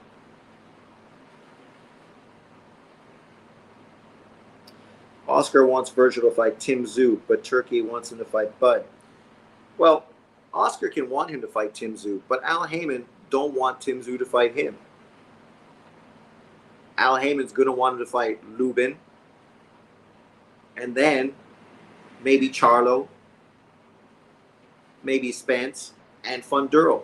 Al Heyman and the PBC literally have 4 potential opponents that are all big pay-per-view fights for Tim Tszyu. Why would they want to fucking deal with Turki Al-Sheikh and other promotional fighters when literally they got no fucking content on their channel, and all they can do is push out Tank Davis pay-per-views and now potentially Tim Tszyu pay-per-views against real good American-based opponents. Outside of that, they got David Benavidez. Who's he going to fight? Yeah, Bochuk is tougher than Kavalaskis. Kavalaskis couldn't even stand up to a jab to his body. Plus, he's a lot smaller than Surrey. Well, that's the thing. He's smaller, right? That's what this comes down to. Virgil stepped up and faced legitimate 154-pound fighters and couldn't weight bully and manhandle guys like he did at 147. Tim Tszyu isn't tied to Heyman. Yes, David, he is. Yeah, he is. He's tied to Al Heyman and the PBC. Sure, he's got his Australian promoter, but then he's got the PBC in the States, which is what he's perpetuating, pushing. He's tied to him, but it's not like he is a slave to him because he does everything a fucking Al Heyman wants him to do. That's why he's going to fight Erickson Lubin instead of fucking trying to fight the champion for the IBF title. Why would you fucking fight Lubin when you could fight for a world title? The only reason he's fighting for the world title is because Lubin ran away from fighting in Australia. But that was the fight Al Heyman was pushing for. That's the fight that the PBC wanted. They didn't want him to fight fucking Bakram Mutazalayev, who also is tied to the PBC as well. Yeah, I know. IBF thinks Ortiz won, but IBFP is biased towards Latin fighters. He's not going to fucking be honest and fair. He's going to fucking give you a biased perspective. Am I going to give you a biased perspective? Do I hate on Latin fighters? Am I one of these Black American channels that fucking disrespects and downplays and shits all over fucking Latin fighters and Latinos? Is that me? Is that what I do on my channel? I don't do that. So why would I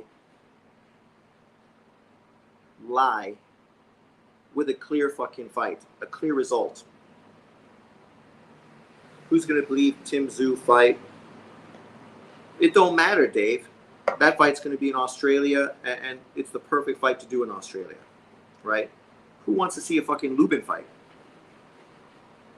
There's way better opponents than Lubin. What's up, JR? Who did you think won the Ortiz Bochuk fight? Leave in the comment section. We're curious.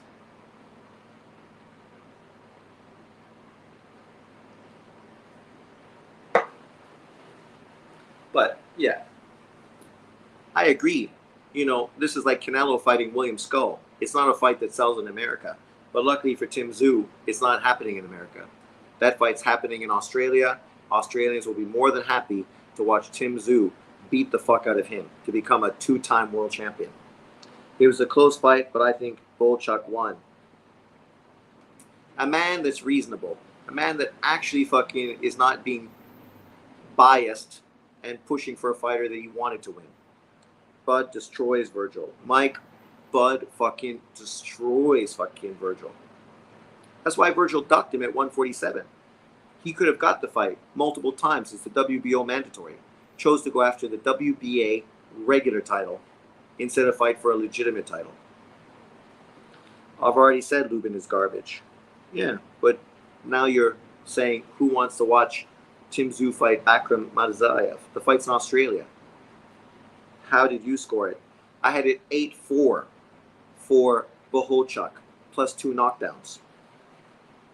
I agree, Bud beats Virgil.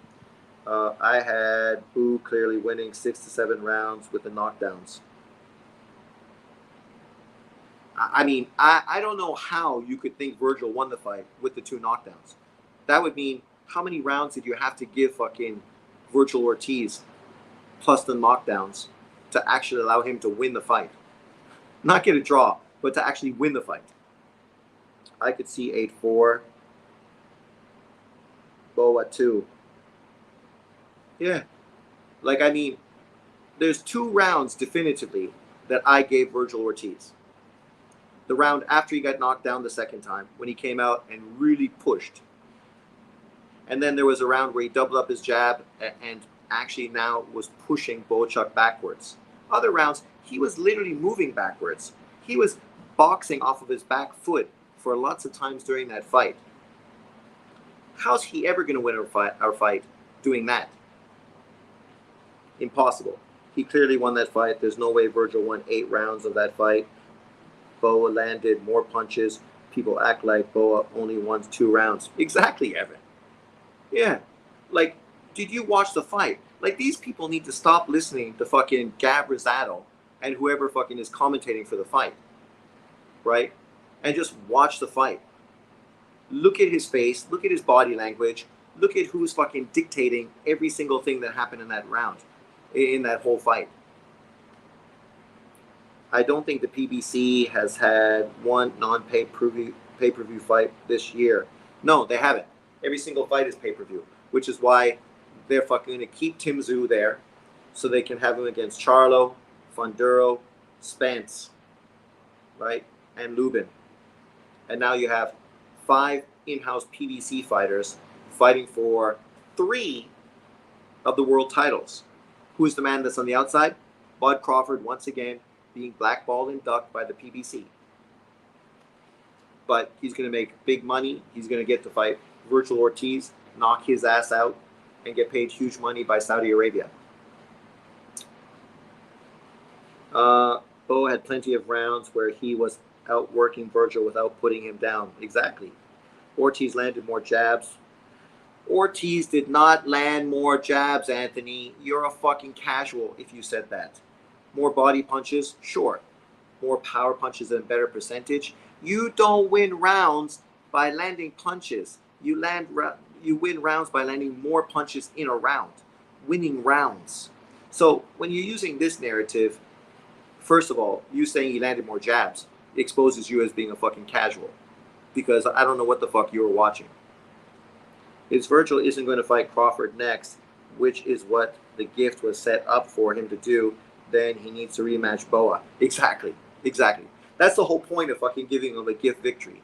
Because the fight on the table was him, Crawford. Fucking Turkey Al-Sheikh was there in the fucking crowd, fucking waiting for Bud Crawford's next opponent that he could fucking push in America. And unfortunately, he walked away going, fucking Christ. I mean, it might be harder to sell this fight than I imagined. I thought he was going to be impressive, and he definitely was not impressive. Gabe Rosado was a Golden Boy fighter for years, so what do you expect? Exactly. Gabe Rosado said Virgil won those rounds when Virgil was on his back foot. He was actually landing good jabs, setting up punches. Oh my God. Fucking never in his life did Virgil Ortiz win a fucking round on his back foot. Never.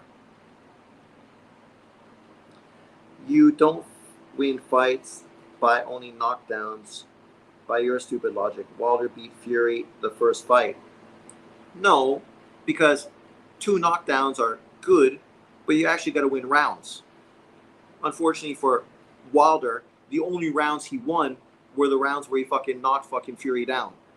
So no, you cannot win if the only thing you're counting on are fucking your knockdowns. But that's not what Bochuk was doing. He was dictating fucking the pace of the fight, controlling distance behind his jab, landing clean, effective right hands all the time.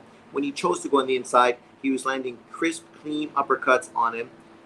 He was also getting hit, but he was also landing just as much, if not more, than Ortiz was landing.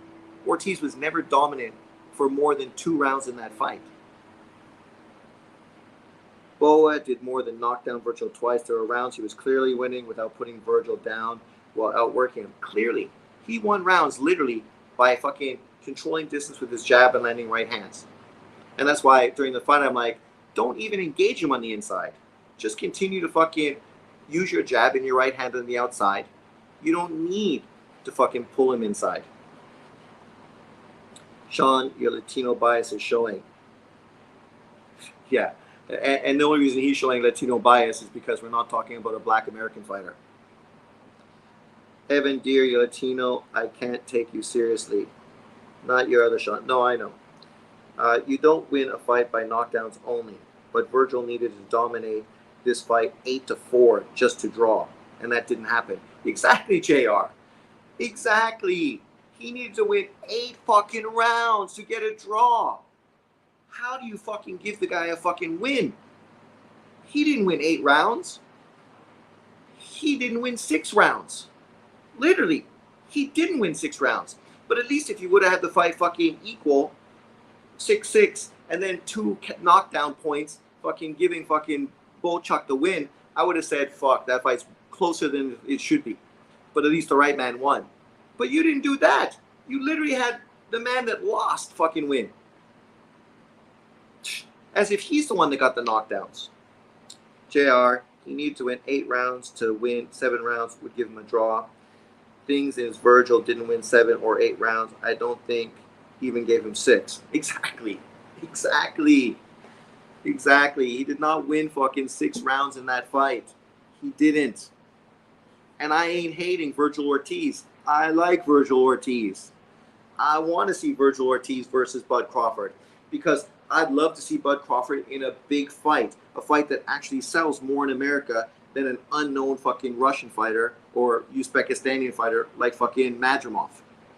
You put Bud Crawford in with Virgil Ortiz, especially in California, now all of a sudden you're going to fucking do great numbers. People are going to be super stoked to watch that fight. But not now, because everyone knows Bud Crawford's going to fucking kill him. IBF said Virgil landed more and dominated. He says no one wins, only by knockdowns. Yeah, luckily he didn't only win by knockdowns. Virgil won 4 or 5 rounds, 6 if you're being kind. 7 is very Virgil, very benefit of the doubt. 8 is just absolute robbery. Robbery. Evan is being fucking 100% accurate. Somebody who's not being biased. I'm sure Evan doesn't hate fucking Ortiz and isn't a fucking huge Bohachuk fucking fanboy. Neither am I. I'm not here supporting a fighter I love and make videos about all the time and dick riding him because I really want fucking this Ukrainian fighter to fucking be the champion. No. I wanted fucking Bud Crawford versus Virgil.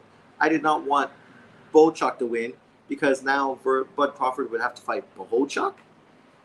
He had to fight Madrimov. Now he's going to fight Bohachuk. 2 good opponents, but neither are marketable in America. Come on. It was a great fight. IBF pushing pro-Latino content because he gets paid to. Does he get paid to? I wouldn't be surprised. That is the norm on YouTube. I do have to go back and rewatch it. No different than the LDBC. Sean, Anthony, IBF ain't a credible source, bro. I like Virgil, but he lost this one. Boxing needs a better system to choose better judges.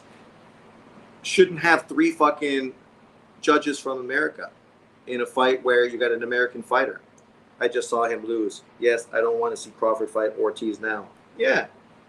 Like, the fight's just not interesting now. It was going to be interesting.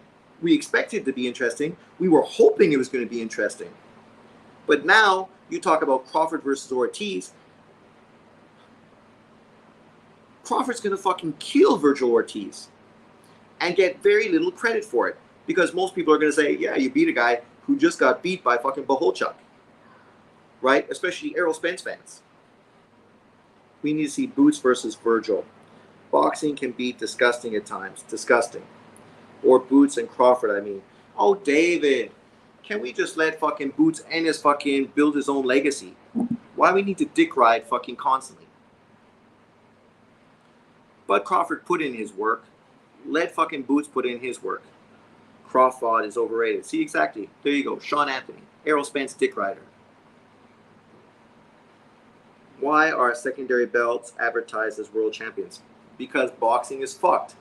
That's why I said the best thing Turki Elishie can do is buy out all 4 sanctioning bodies, wrap them up, throw them in the garbage, create a new fucking title, not affiliated with any of them, fuck all those people, and then create one sanctioning body with fucking all the drug testing, fucking rankings that are easy to fucking dictate, how you get points to fucking earn your things, how you have to get mandatory by beating fucking guys ranked in the top 15, right? That's how you're going to earn a world title fight.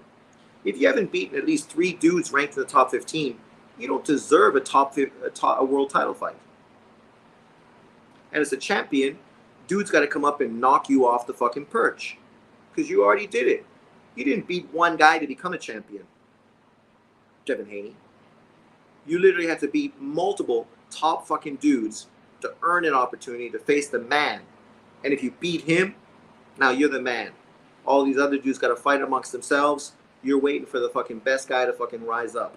That's what you do. That's King of the Mountain. You're fucking crawling over each other to try to get the main guy off the mountain. Virgil got a glass chin. I called it. I don't think Errol Spence, and I'm not a Crawford fan anybody anymore. Stank haven't beat a real champion. Stank did. He beat fucking Pedraza. Pedraza's a legitimate champion. That's the legitimate victory he's got on his title, on his resume, right? You could say Leo Santa Cruz, but we know that's manufactured, right, John? Manufactured champion. That's exactly what a win over fucking Leo Santa Cruz was at 130 pounds. You drop your title only to allow this guy to fight a bum who's not even ranked in the top 15 to fucking get a title in a fucking piss poor performance, come down, beat him, and now regain your title so you can say you fought a legitimate fighter on pay-per-view. Manufactured.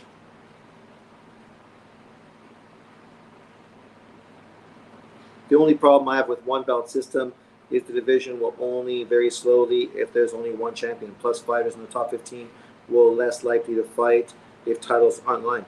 No, they won't. If there's one title and fucking Saudi Arabia is making the fights that are going to earn you a fight, it's going to be like fucking WMMA. You're going to fight each other. And when you win a title, you fucking won a title. You don't need multiple titles. Why do you need multiple champions? A champion's a champion. He's the best guy.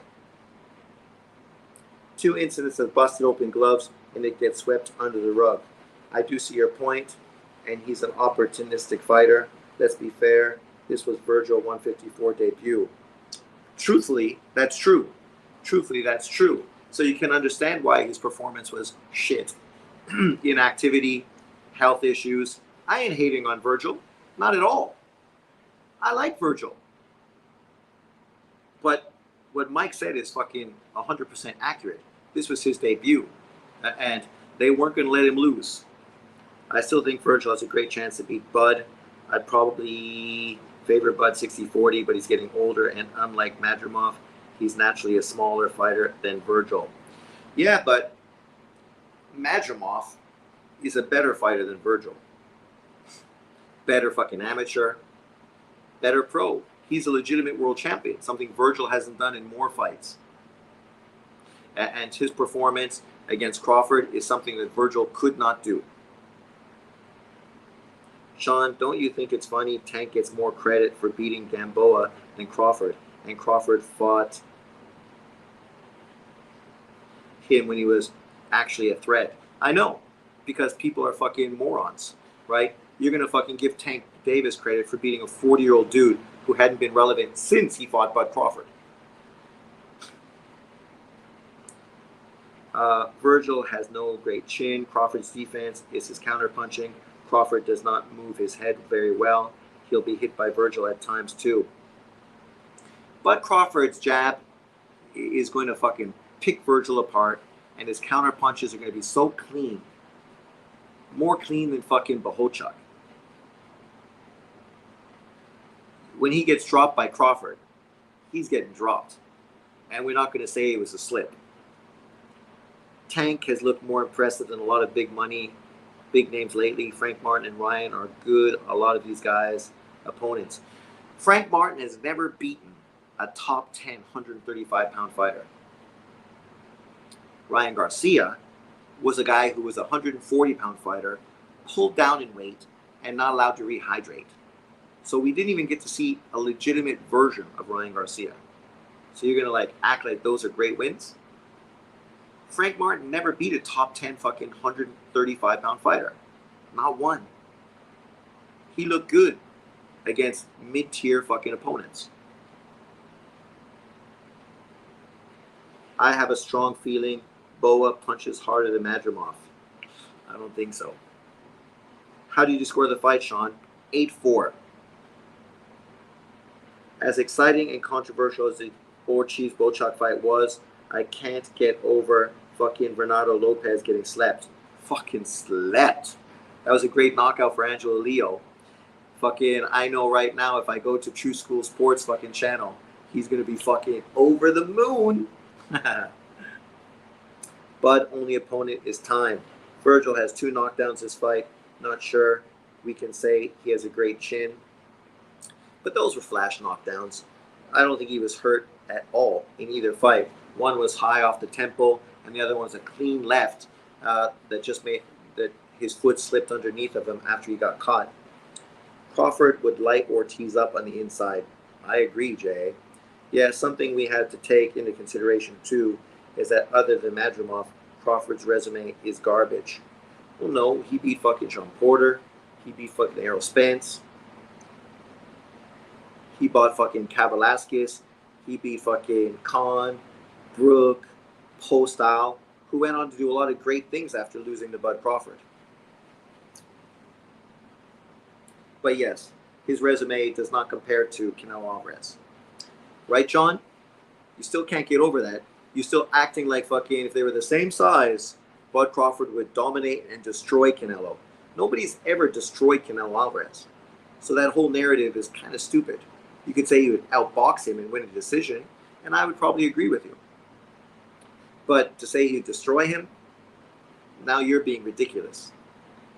It's easy to look good against low-level guys. Exactly, Greg. He isn't beating anyone as tough as Bochuk other than Madrimov. Gamboa came up in weight, though, so why take away the Leo Santa Cruz win from Tank? He didn't come up straight after to fight that fight. He'd been at that weight. The problem with him is that he signed fucking with the New York rapper promotional company. Not Bud Crawford's fault that fucking Gamboa played himself. He played himself. Bud's whole style is to catch a guy running a red light and punish him. Exactly. Bud embarrassed Spence. Fucking embarrassed him. The trash Bud's resume all the time, but his resume is better than 98.9% of the guys fighting right now. Why do they hate the man? Successful, Sean. I don't know, Hollow Ninja. And the funny thing is the majority of those guys are black American dudes. Tank dropped Ryan down in weight after he fought in 2 years. Tank's team knew he outgrew the division. I think Ryan sold his ass to Tank in negotiations for money. He did. Ryan has said he don't care about belts, just money. Machado, how? Ryan beat Devin. Frank was top 5 lightweight. A top 5 lightweight who never beat a top 10 lightweight. Bochuk does hit harder than Madrimov. Based on what? What has Bochuk done against who that makes you feel he punches harder than Madrimov? Crawford did beat Spence, Porter, and Kavalauskas. Boots and Virgil are natural rivals.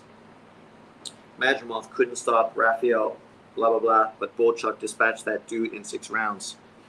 See, dude, you can't use that kind of rationale. Tank brought everyone down in weight except Martin, and who did Martin beat? He either brought guys up in weight or he brought guys down in weight. It's just one comparison, but still. Andres Cardenas also stopped it. Madrimov is powerful, but people are gassing him up too much off the Bud fight. That's true, I'm sure. Where was Virgil? Good power jab tonight. Not fucking nowhere. When he doubled it up in 1 round, he was effective. Literally, he doubled it up in 1 round, and in that 1 round, he had a lot of success in 1 round. I said, because I wanted him to win, to double up his jab, to get inside, to land his big hooks. But unfortunately, he only did that in 1 round. Boa clearly hit harder than Madrimov. There are things that Boa has over Madrimov and vice versa. That's what makes this division so exciting.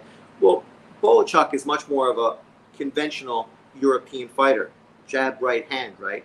Doesn't go to the body too much. On the inside, he looks a little more comfortable than Madrimov does. Madrimov is more of a explosive type of fighter. Boa has hurt every fighter he's ever fought.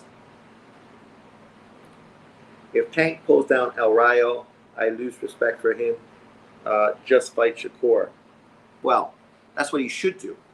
But of course, we know what guys like Knockout Boxing are going to say. It's everyone else ducking Tank Davis. Even though we know Tank, Canelo, and Inouye don't want to fight under new house rules. And that's fine. They don't have to. The difference with Tank is he don't have a lot of good quality opponents.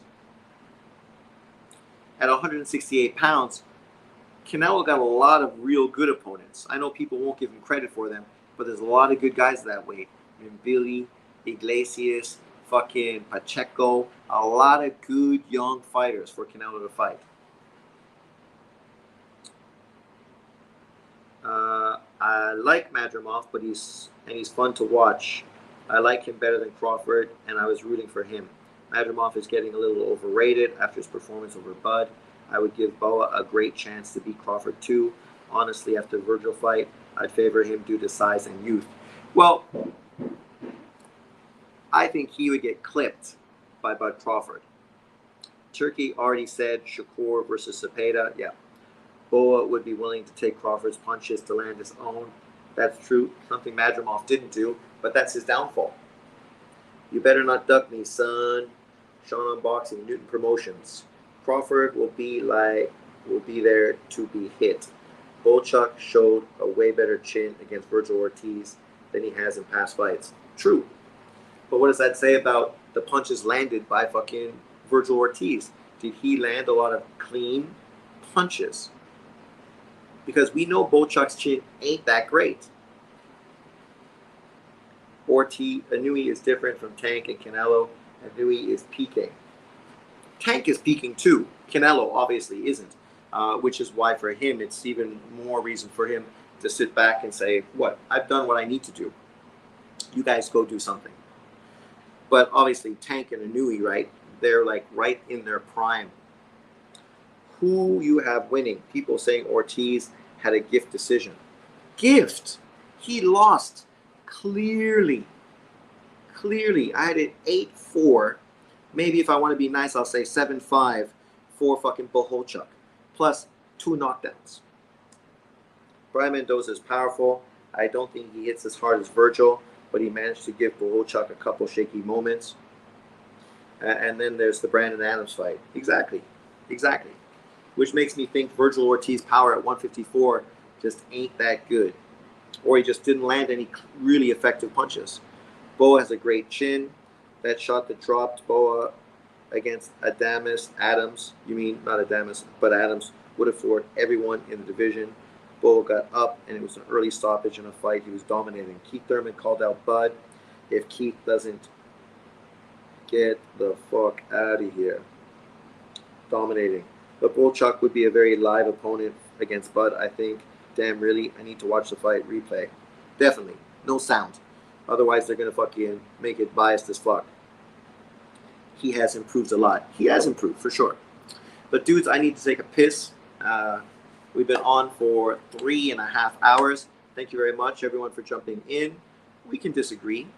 But at the end of the day, I am always right. Thanks for watching. I'll see you next time. Remember to hit the thumbs up. I would appreciate it. Thank you very much. And I'll see you guys later. Obviously, I'm going to be doing a video afterwards talking about what a fucking robbery. Now I'm going to go listen to John's boxing, crying about how I was more than fair in my video talking about John's anti-fucking Mexican narrative. So check that out. See you next time. Peace out, everyone.